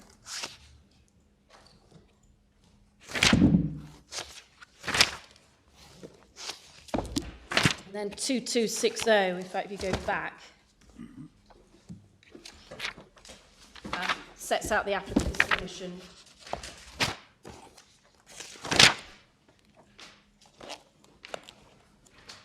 Yeah. In conformity with scopular. So you can see page 2260, second paragraph, in conformity with scopular, the Audiencia Nacional would have been obliged to apply the more lenient criminal law, regard being had to the particular circumstances of the case. Then they refer to and distinguish Utley and that sort of case. Yes. Yep. Just for completeness, the concurring opinion is at page 2287. Judge Niccolo. Paragraph 4 refers to lex mitia and scopular. Paragraph. 4, page 2287, Thank you. paragraph 4. So he's fallen into line, having dissented in the scopular. Yes. Yeah. Yeah. But then this is a lex gravia case. Yes. Yeah. However, the submission is that in applying Article 2 of the European Convention as incorporated under the Human Rights Act 1998, Section 2, not right to life, Section 2.1 of the Human Rights Act 1998, the courts must take into account the judgment from the European Court, and the submission, this isn't a Horncastle argument where the European Court it can be argued, has got the UK law wrong. This is a interpretation of a convention right, namely Convention Right Article 7. It's not a reinterpretation of a domestic provision, but it's a reconceptualisation of a convention right.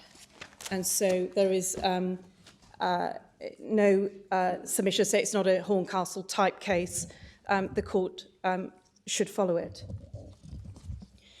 I think the submission made against us is that there is a minority which doesn't agree, but in Scopola, but the majority in the Grand Chamber has spoken very cleally in relation to it. About the point that is the foundation of that dissent, which is that this particular extension of Article 7 was expressly considered at the time that the convention was adopted and rejected. So what you've got is, I suppose the argument would be, naked judicial legislation in Scopola.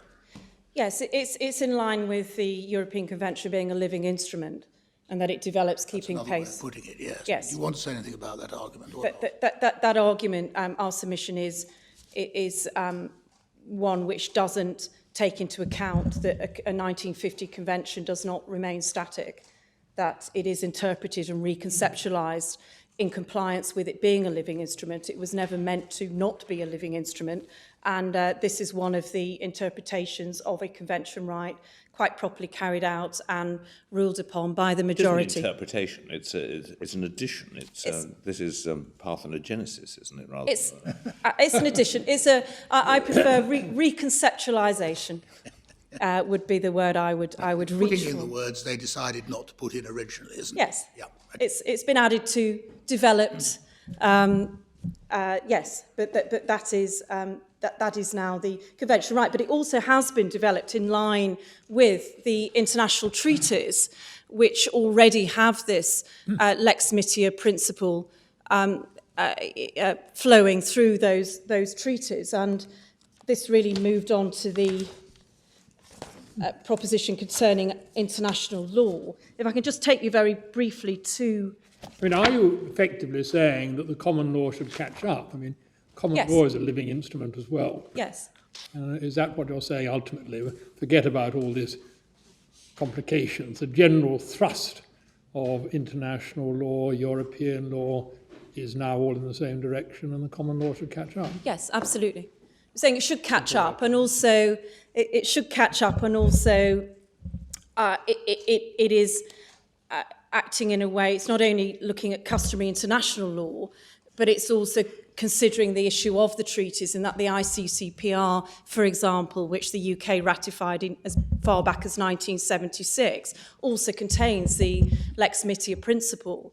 Yes, So- I mean, the point I'm putting is you don't need to rely on Lord Kerr in SG dissenting judgment to No. say that we're not a dualist system. No. You can rely on the broader statements in cases like Kennedy to say that the common law needs to sort of move with the time. Yes, absolutely. Does the common law enable us to override the statute or statutory instrument, or isn't it needed? We would submit that common law does enable the court to override a statutory instrument in applying customary international law and also following the European. What are we saying? Are we quashing Article 6 of the statutory instrument Yes. on the grounds that it is... On we the can't do grounds- it on the grounds it doesn't comply with the common law, can we? It would be, or it would either not be following the statutory instrument Well, because it's ultra vires, the domestic law, ultra vires the domestic law because it conflicts, it's incompatible with the Convention Right, Article 6, as developed in Scopola. that I understand.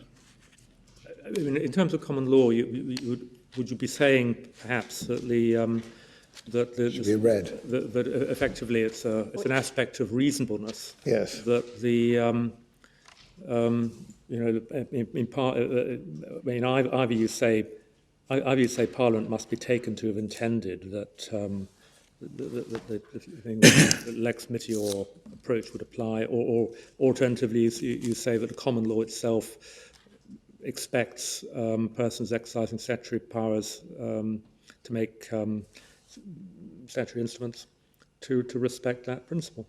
Yes. Yes, it's a Cruz and Johnson. Yeah, exactly. Yes, it has to be Cruz and I Johnson. think of Boddington in this case. Exactly.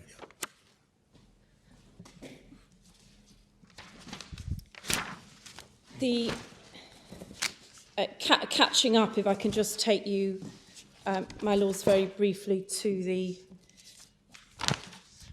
treaties. They're set out. Well, you've set out the treaties. They're set out I don't treaties that. I think for my part, I'm not sure it would help much to go through them unless So be anybody it. else does. But they're helpfully set out in your written case. I'm grateful. They're there. The point being that other common law. No, we have You that. have the point. I've absolutely got the point that it's there in lots and lots of cases. Are they, any of them, yes, some of them must be, the Australian ones are, Yeah. systems which are then, where there is then a court which has to apply the lex meteor principle. In other words, is there any help anywhere on some of the questions which we were rather unfairly throwing at you earlier on? In other words, how does it work? In terms of application in the other Commonwealth countries, we have concentrated on the European cases. So we don't have any Australian, but in terms of your point as to the systems which are dualist and monist systems, Well, I wasn't thinking of that so but much you're thinking as of the how it works, the lex meteor. how lex meteor works. We can have a look to see if there's anything from the Commonwealth Thank you. countries which assist. We can certainly do that overnight.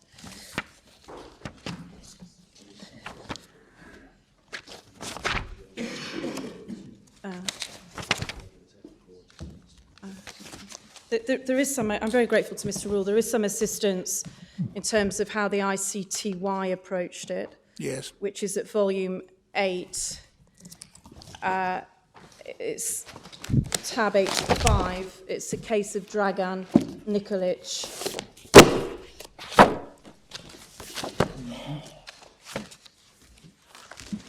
Page 2526. 2526. Tab 85. Paragraph 81.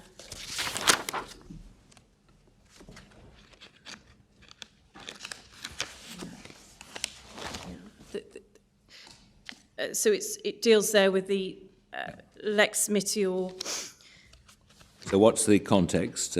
principle. What is the context? What was the change in that case? This was the case, I'm sorry. Was it another lex gravior, wasn't it? It's all set out in the previous Yes. paragraphs, isn't it? Starts paragraph 77. Yeah. Yes. So, again, it's really setting out the principle that the ICTY. But it was what I'm asking it lex is, gravior? was it a length of sentence case? See, both Scopola and Berlusconi Yes. are simple length of sentence cases. And is there any case which deals with a change of scheme situation? I don't think there is. What about the Kafkaris case? Yeah, this is a very unique situation. In Length fact, of sentence cases yes. seems to me aren't really a trouble, because I suspect, and I think there's some reference to this in the papers, that an English court would, if faced with a sentence where the maximum had been a case where the maximum sentence had been reduced, it would say, although it's not yet in force, I bear in mind that Parliament has now indicated that this is to be regarded less seriously, and I think I should take that into account. Yes. You wouldn't go on sentencing up to the maximum, but rather different when you have a change of scheme, and if there isn't a case which guides us, we're in a slight problem. The principle is the guidance. The maximum sentence, of course, scopola, also the maximum sentence of life imprisonment, in fact, didn't change in scopola. Yeah. And so it's a similar situation in terms of a change of sentencing scheme we submit to this case, in that there still is the same maximum sentence. No, it did change. No, it did change. It did change. That's the whole point. If you had the summary procedure, you forewent certain safeguards, you got the benefit of 30 years, and he elected for that. And then, having elected for that, I think the judge, but certainly the appeal court, then said, well, sorry, they've changed it back now, and even if you elected for the summary procedure, you get life as a maximum. So that was clearly unfair on a number of scores. Well, Mainly Article 6, one would have thought. But save that, the life sentence, there was two different schemes. There was the summary procedure or the full trial. yes, of course, but you can't treat as the maximum sentence for summary procedure conviction a sentence which only applies if you go for some other form of conviction. That would be monstrous. And so one must take it as 30 years, which was subsequently increased to life. So it is, in my view, a change of length. The argument, I've got your argument to the contrary, yes, but I can't see how it can work in terms of common fairness. Yeah.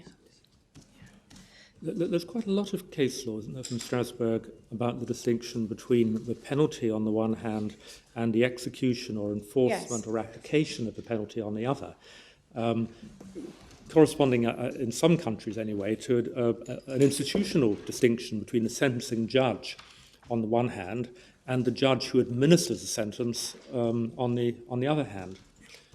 And the problem then may be how you categorize something like the difference between a life sentence and an IPP sentence within that conceptual framework. Yes. To some degree, the case of Utley is perhaps within that context, and is certainly relied upon against us. And it might be useful to look at that, because we submit that there's a distinction here, that the IPP is not a matter of considering release or mechanisms within the sentence. It is a penalty in itself. So it is a sentence in itself. So it's very different to those cases which concern release mechanisms which have been before Strasbourg, which are then treated as outside Article 7. Well, they are up until Rio Prada. Rio Prada, When, by the look of it, Utley has been qualified. Yes. Utley's qualified by Rio Prada, but however, Utley is, in our submission, a red herring in any event, because it's very clearly one of those cases that my Lord is referring to, and you can find it at tab 68, and we set it out quite a lot of detail at page 55 in relation there, that it was concerning the licence system within the punitive term, and there was no differential sentencing on the same date, as in these cases with the IPPs. There was no two differential systems for risk prevention measures beyond the punishment merited, with one offender being given the benefit of a determinate term, an extended sentence, an extended licence, whilst another receives an indeterminate detention imposed for future risk management. So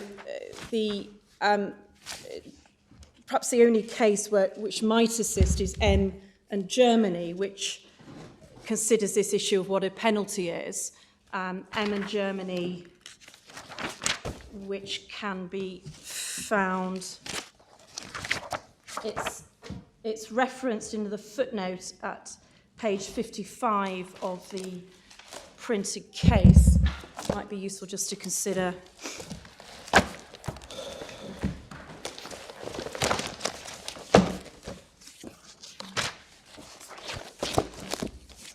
It's volume 1.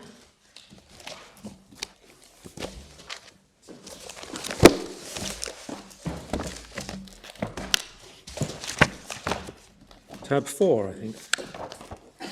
Thank you. Yeah. Thank you very much. Yep.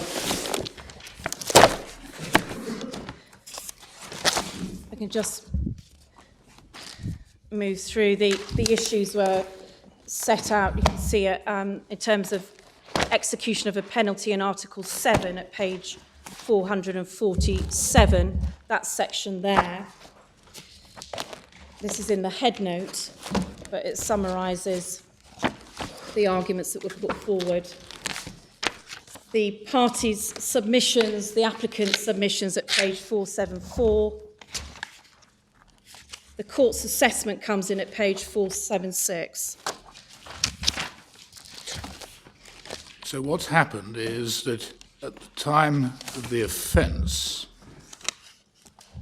there was imprisonment for the substantive offence, but also preventive detention if Yes. dangerous.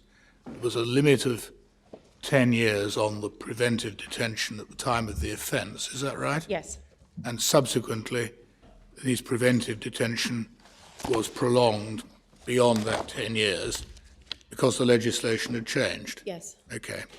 I'm very grateful. And it's page 477, paragraph 120, Yes. deals with the Article 7, the concept of penalty, autonomous in scope. Everything's autonomous.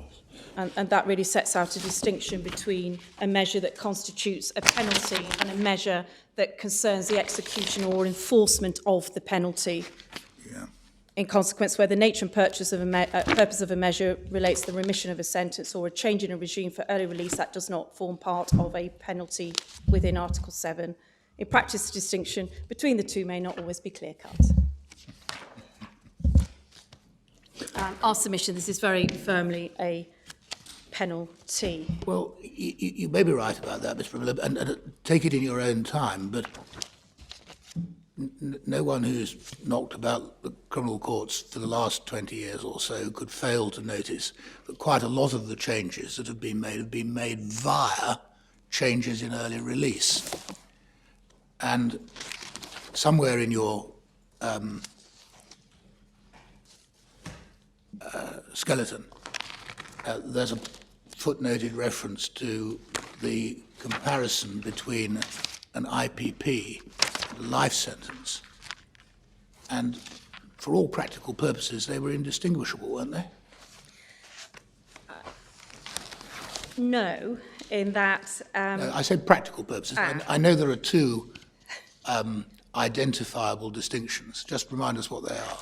The distinction in terms of life, and there's a case of Foley, in fact, which I can take you to, that the If you're going to come to it, do it in your own time. Yes, the imposition of the life sentence is much more draconian than the IPP. But I can take you to the case of Foley. I'm going to come on to that. Do it in your own time. If I could just come back to M, I think I've just pointed out paragraph 120 to 121. That deals with penalty. It was one of the points that Michael was raising, and the point that your lordship has also raised. in this case, they said it was. This case, they said that it was penalty, not execution. Absolutely. Which we submit is along the same line of reasoning that we would say in relation to the IPPs. The use of lex metior and how it's been incorporated in domestic law, we've referred to that again. It's our printed case, page 66.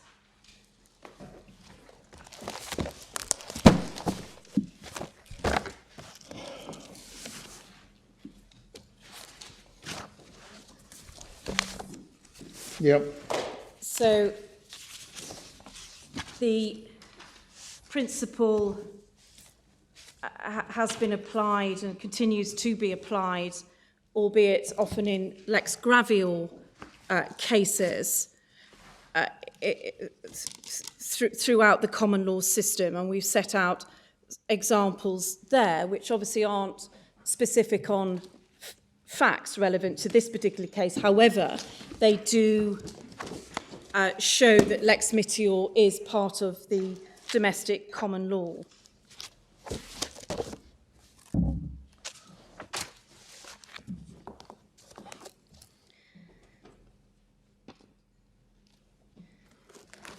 Perhaps I can take you to the case of Shaw, which is at tab 66. So volume 6, tab 66.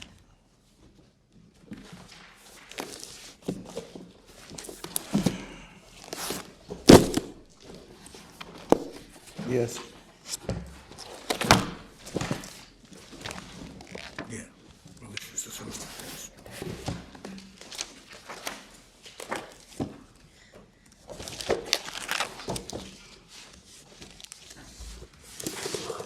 This was a case where there was a change of statute in relation to the maximum sentence in relation to the offence of theft. The appellant pleaded guilty and asked for other offences taken into consideration. He was sentenced to 7 years, and it was argued as part of the arguments that these pleas, that prior to the commencement of the Criminal Justice Act 1991, the maximum sentence was 10 years imprisonment, which reduced to the maximum sentence to 7 years, which came into force on the 1st of October 92. The sentence was imposed in March 95. And there, in summary, there was, although lex mitior wasn't specifically referred to, there was an application of the principle that it would be wrong to impose a punishment by reference to a maximum sentence that society and Parliament has subsequently held to be excessive or disproportionate. So where, in light of the guilty plea, and that the correct maximum ought to have been understood to have been 7 years rather than 10 years, the appeal was allowed. We'd say similar principles apply. It's a clear application of lex mitior, although not specified in words. This was also followed in the case of RBH, which is at tab 42, volume 4.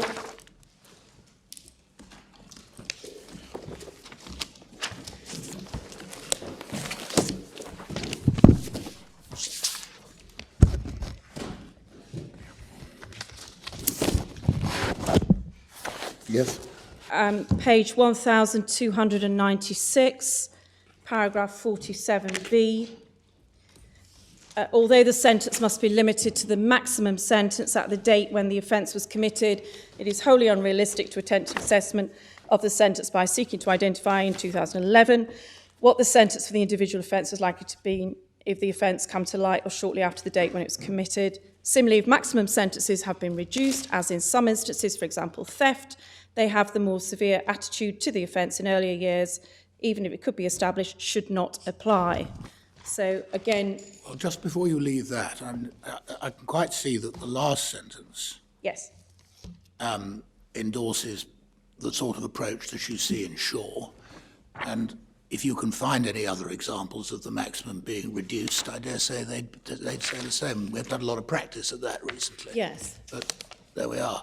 But what about the first part of 47b? Yes. This is the case about sentencing for historic sex, isn't it? Yes.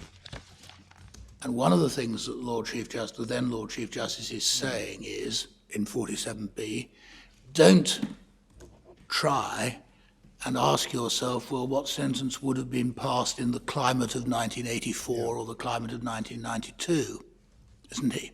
Yes. All he's doing is saying, provides a ceiling. Quite. But in all those cases,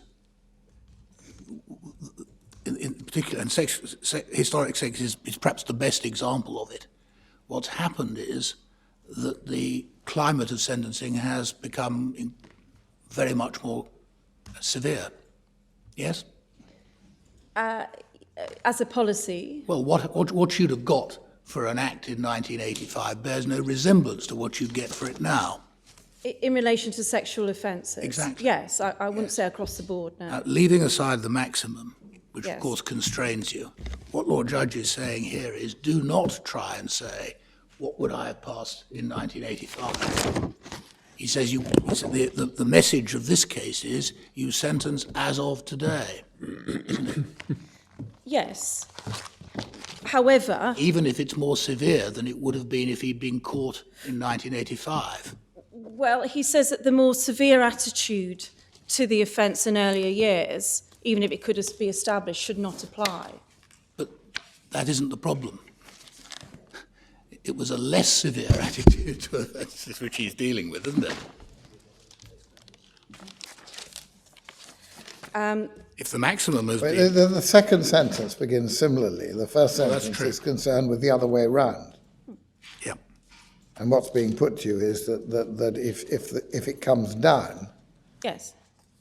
then the only relevant fact about the previous law was that it provides the maximum. Sorry, if it goes up, the only point, I beg your pardon, if the sentence goes up between the time you committed it and the time you're being sentenced, then the only thing about the previous law that's relevant is the fact that you can't exceed the maximum sentence. But you shouldn't go through the exercise of working out what the sentence would have been. So if the maximum sentence was 10 years and it's now 7, if the maximum sentence was 7 and it's now 10, you can freely give up to 7 without worrying about the previous maximum. Yes. But if, as I understand your case, you say that if under the previous law you'd have got 5,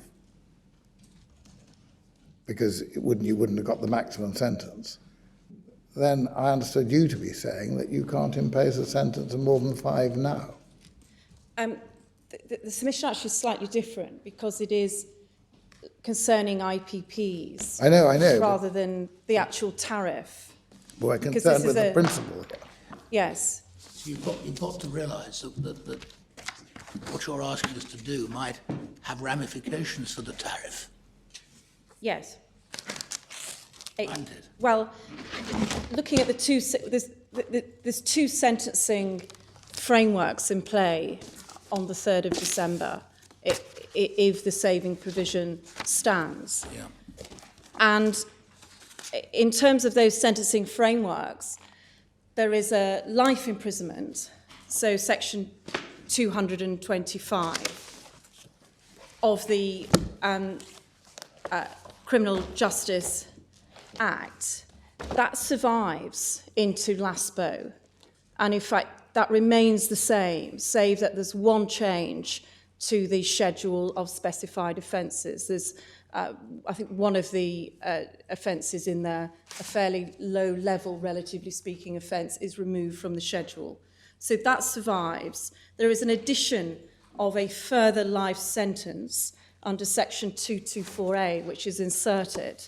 That would not be applicable to this type of defendant appellant who is caught within the IPP, because there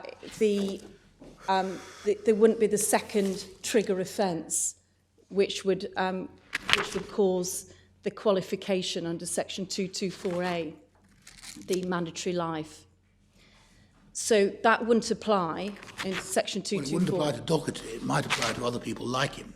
Well, it's unlike, it's this category of offender who is in the Docherty type offending range. But if I put it in that way. Docherty's previous sentence had been 10 years instead of 5, he would have qualified for the new mandatory life sentence, wouldn't he? Yes, but that's a very big distinction. Yeah, well, I So, understand that yes. it didn't apply to Docherty, but it can't be right that it wouldn't apply to anybody.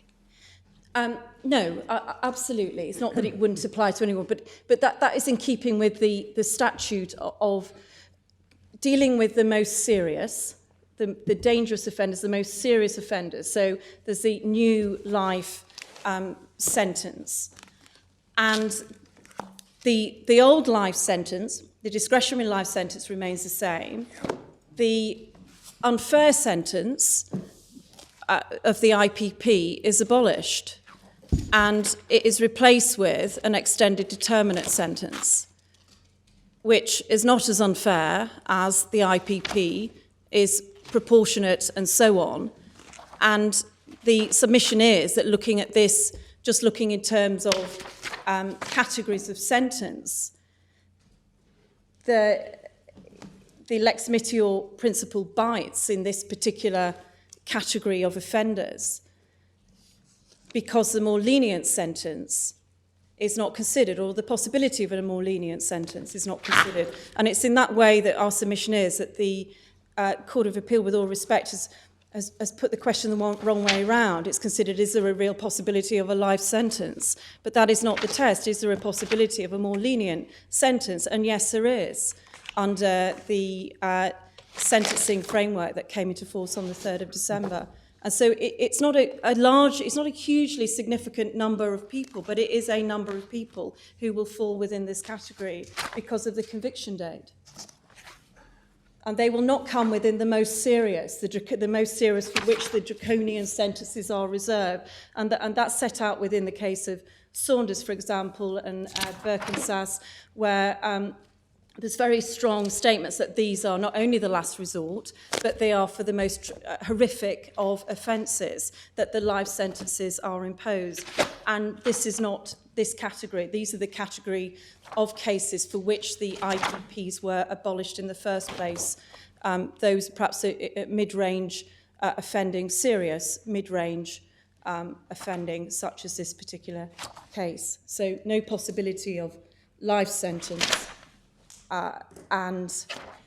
However, real possibility of a more lenient sentence than an IPP, however, deprived of that in contravention of the lex mitior principle.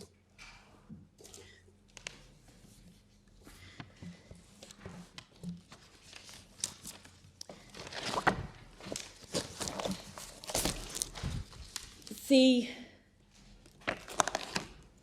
other authorities referred to in application of lex mitior is very obviously concerning the resentencing relation to those who had been convicted of murder and then they were resentenced before a single judge. I probably don't need to take you to that, but just for reference, it's set out at page 67 of the printed case. You really can't get away with resentence, Miss. It's in there to consider the, obviously with the sentencing as to the principle that is applied, looking at the penalty and not imposing a heavier penalty that was in force at the time.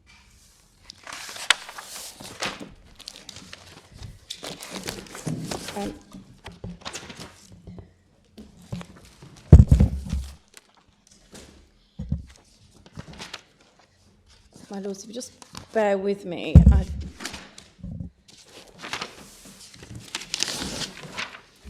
I can just take you to the case of Mactooth, which is at tab 5, so volume 1.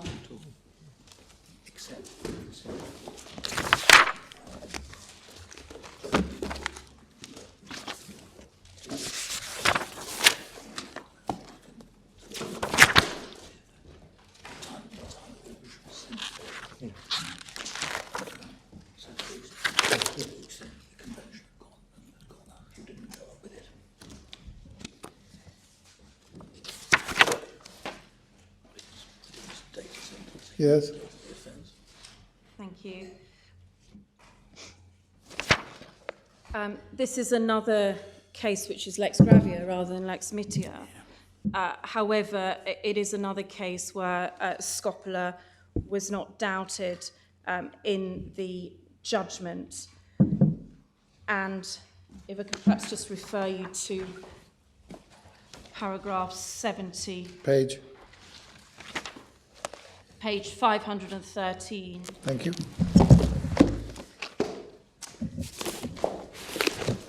Yes. So that paragraph there, the applicant's sentences in the instance case were within the latitude of both the 1976 Criminal Code, the 2003 Criminal Code, cannot be said with any certainty the applicants would receive lower sentences of the former code applied. However, what is crucial is that they could have received lower sentences had that code been applied in their cases. Yep. And then towards the bottom of that paragraph, accordingly, there exists a real possibility retroactive application of 2003 code operated to the applicant's disadvantage as concerns sentencing. It cannot be said they were afforded effective safeguards and so on. So again, That would seem to be inconsistent with what Lord Judge said in the passage that Lord Hughes was putting to you. Yes, I think it's Isn't it?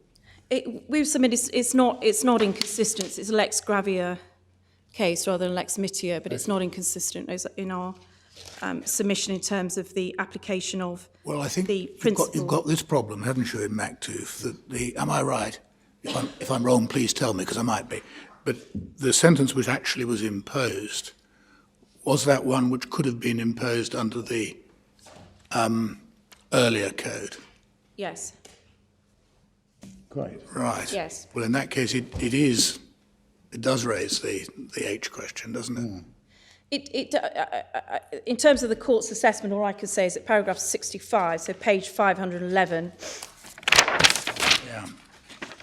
it deals with, it's not its task to review in abstracto retroactive application of 2003 code, whether compatible with Article 7 of the Convention. It must be assessed on a case-by-case basis. But that, So yes. it deals with it in that.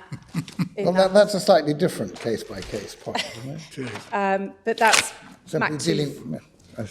You've also got an express lex mitia provision in the relevant codes, haven't you? Yes, yes. There is, and that is one point that is made, that it's an express provision. However, we do rely on customary international law. Yes. Yes. Well, if you just bear with me one moment, I just want to check I've taken you to the cases. Of course.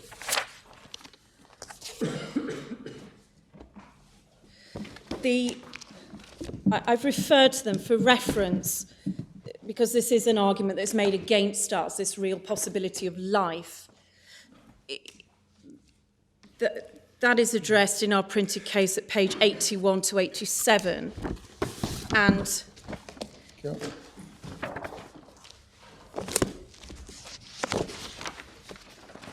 the two cases of Birkinsas and Saunders, which are relied upon against us, they can be found. Perhaps just deal with Saunders for convenience. It's at volume 5, tab 64.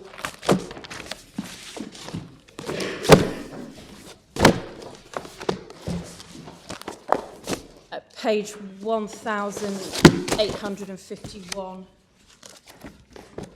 Thank you.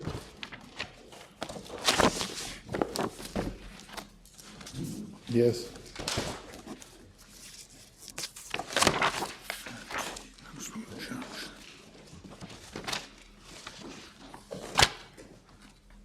This is dealing with, as I referred to earlier, the discretionary life sentence, as it was called. And it sets out paragraph 71.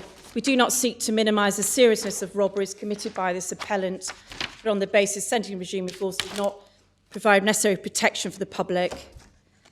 These particular offences did not fall within the ambit of the denunciatory considerations identified in sentencing provisions in relation to the use of a discretionary life.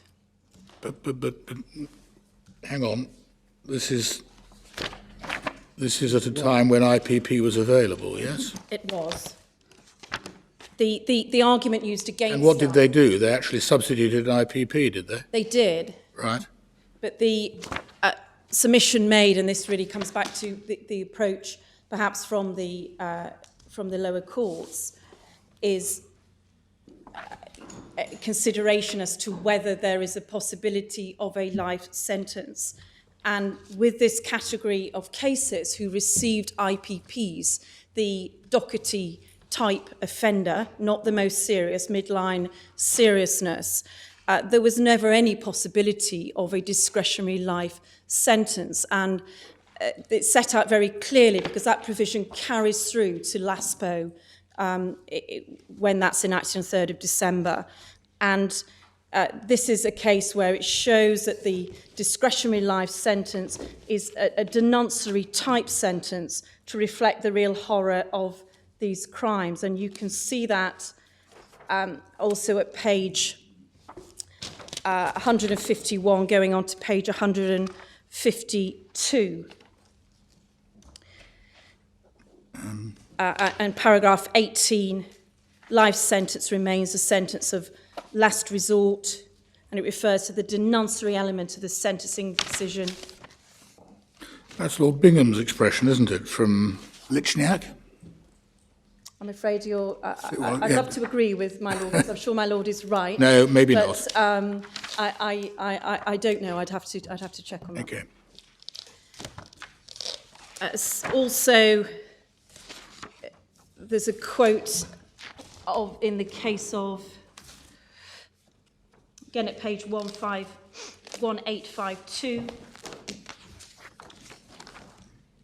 in the case of Saunders, there's reference to utmost gravity, which is the life sentence. But, forgive me, I'm really not trying to make it more difficult, Mr. Brunello, but 18 makes it absolutely clear, doesn't it, that what they're talking about there is the cases where you need to move from IPP to discretionary life. Yes. What's in consideration in the present case is what you do if IPP isn't available. Yes. You're not making my life more difficult. I welcome the question. It's really to perhaps anticipating because of the written cases and the way the question was framed. This is looking at this category of offenders.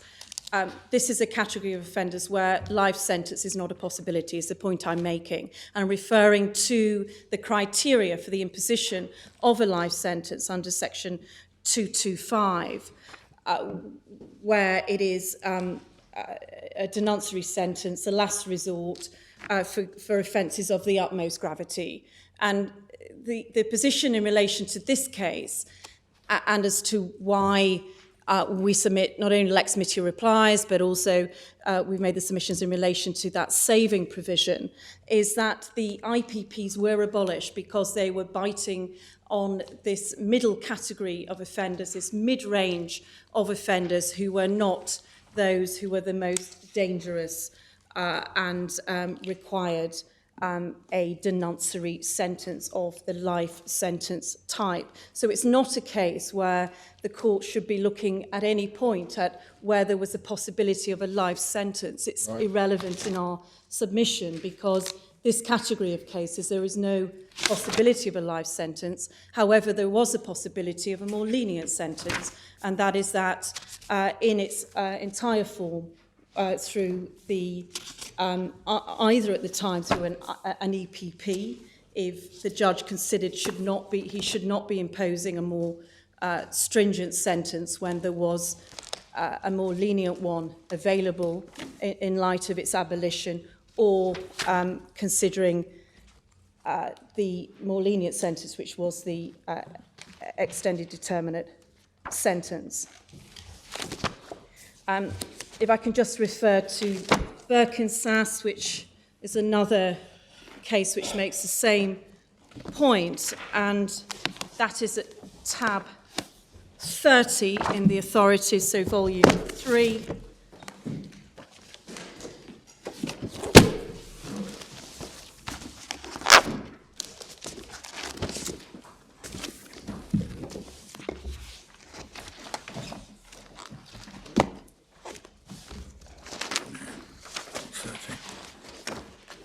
I think. 31. Oh, it's 31. Yes. Thank you very much.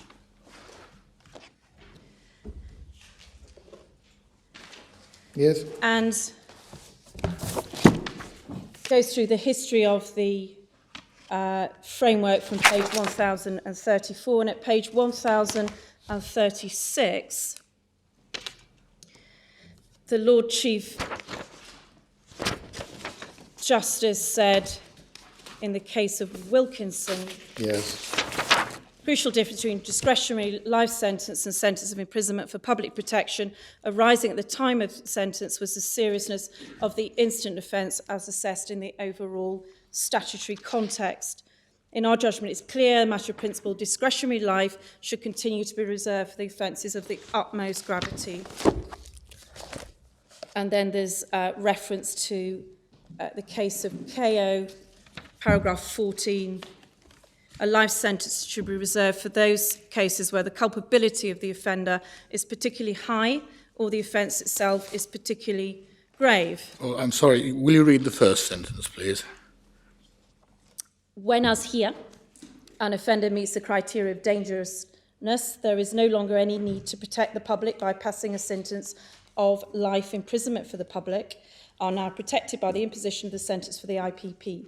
In such cases, therefore, the case is decided, coming to effect no longer offer guidance on whether a life sentence should be imposed. We think that now when the court finds the defendant satisfies the criteria for dangerousness, a life sentence should be reserved for those where the culpability is particularly high. So life sentence is where the instant or the index offence is of particular gravity, particularly high, so as to merit a life sentence. And this type of category of case, in this case with the appellant's case, which is why I referred to the facts at the beginning, it was a stabbing between, without minimising it, it was a stabbing between a number of people who'd met in a homeless hostel. They'd been drinking all day.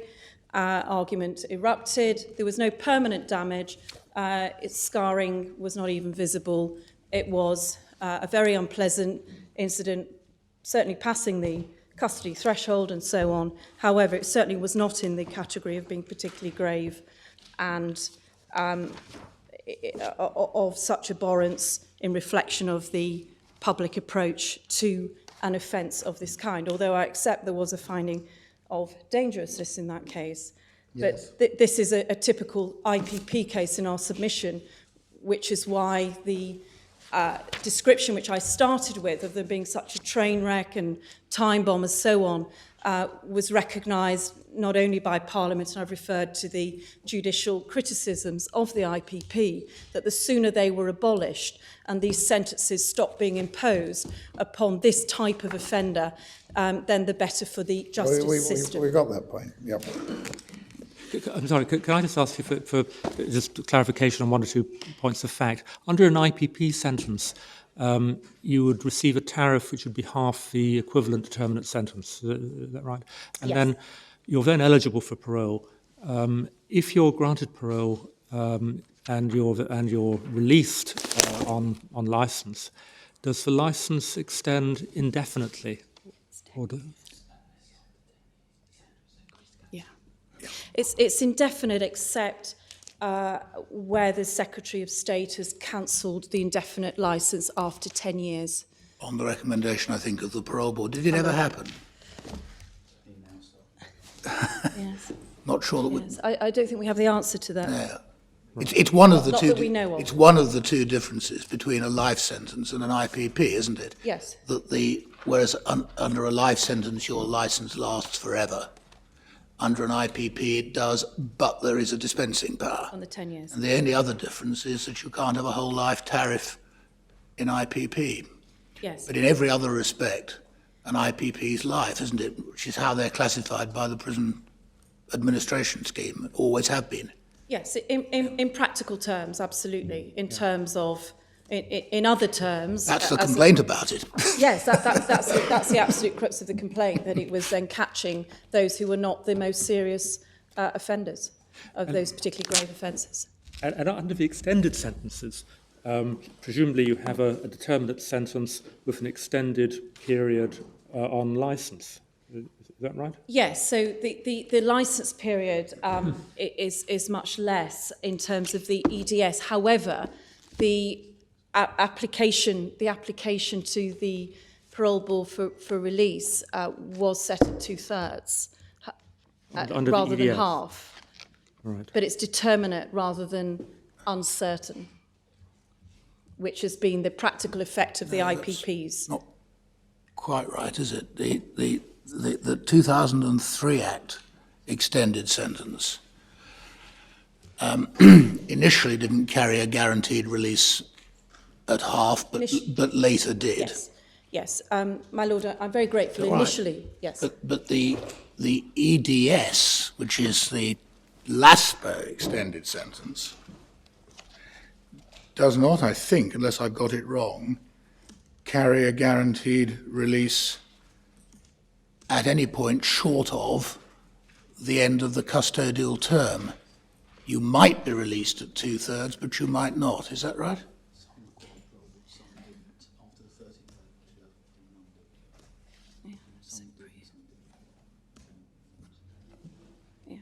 It seems to be offence Oh, it depends on whether specific. depends on whether it's in the schedule. And also, there's another.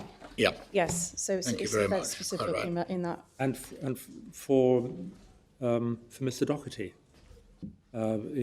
given the nature of his offence, what's the position? Is he entitled to early release, or is he liable to be kept in custody until he's served the end of a custodial term, the whole custodial term? I mean, if it had been an extended sentence. Yeah. If he'd had an extended sentence under the extended determinate sentence as opposed Yes. to the Yes. EPP, we think, I have to say, we're still checking this as to when he actually would be released. I think you'll find But that it would be the- he could be released at 2/3. Yes. But because the new offence is in the schedule, Section 18 is bound to be in the schedule.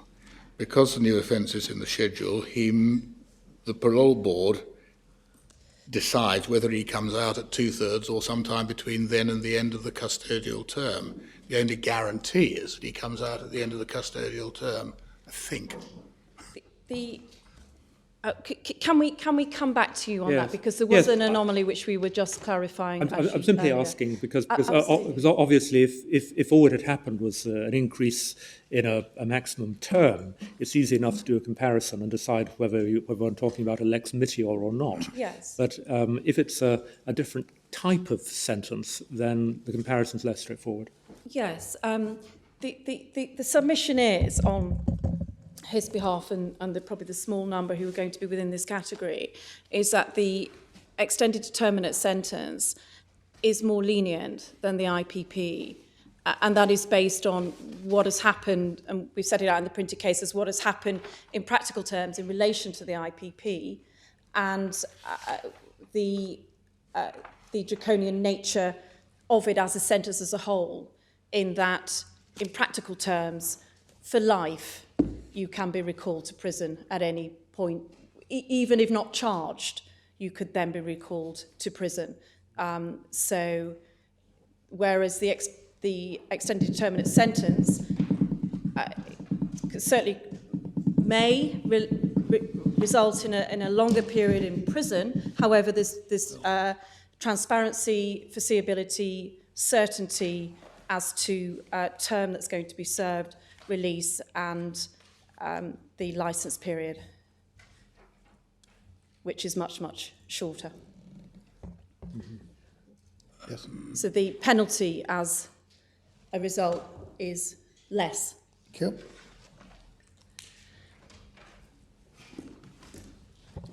My Lords, we're going to move on to violation of Article 5 and Article 14, and Mr. Rule is going to deal with that section. Would that be a convenient moment to break? Yes, you have another half hour, yes? Yes, we have another 30 minutes. We will rise very promptly at 4 this afternoon, but we intend to start at 10 o'clock tomorrow with a view to finishing, I hope, at midday and certainly by 12:30.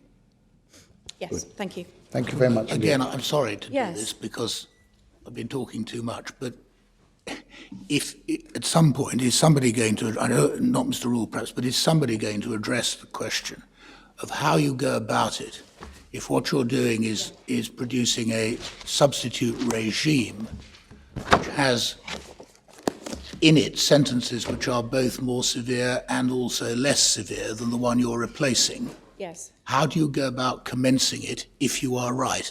yes. We will address that. Thank you very much. Thank you. Court's now adjourned. 2 o'clock.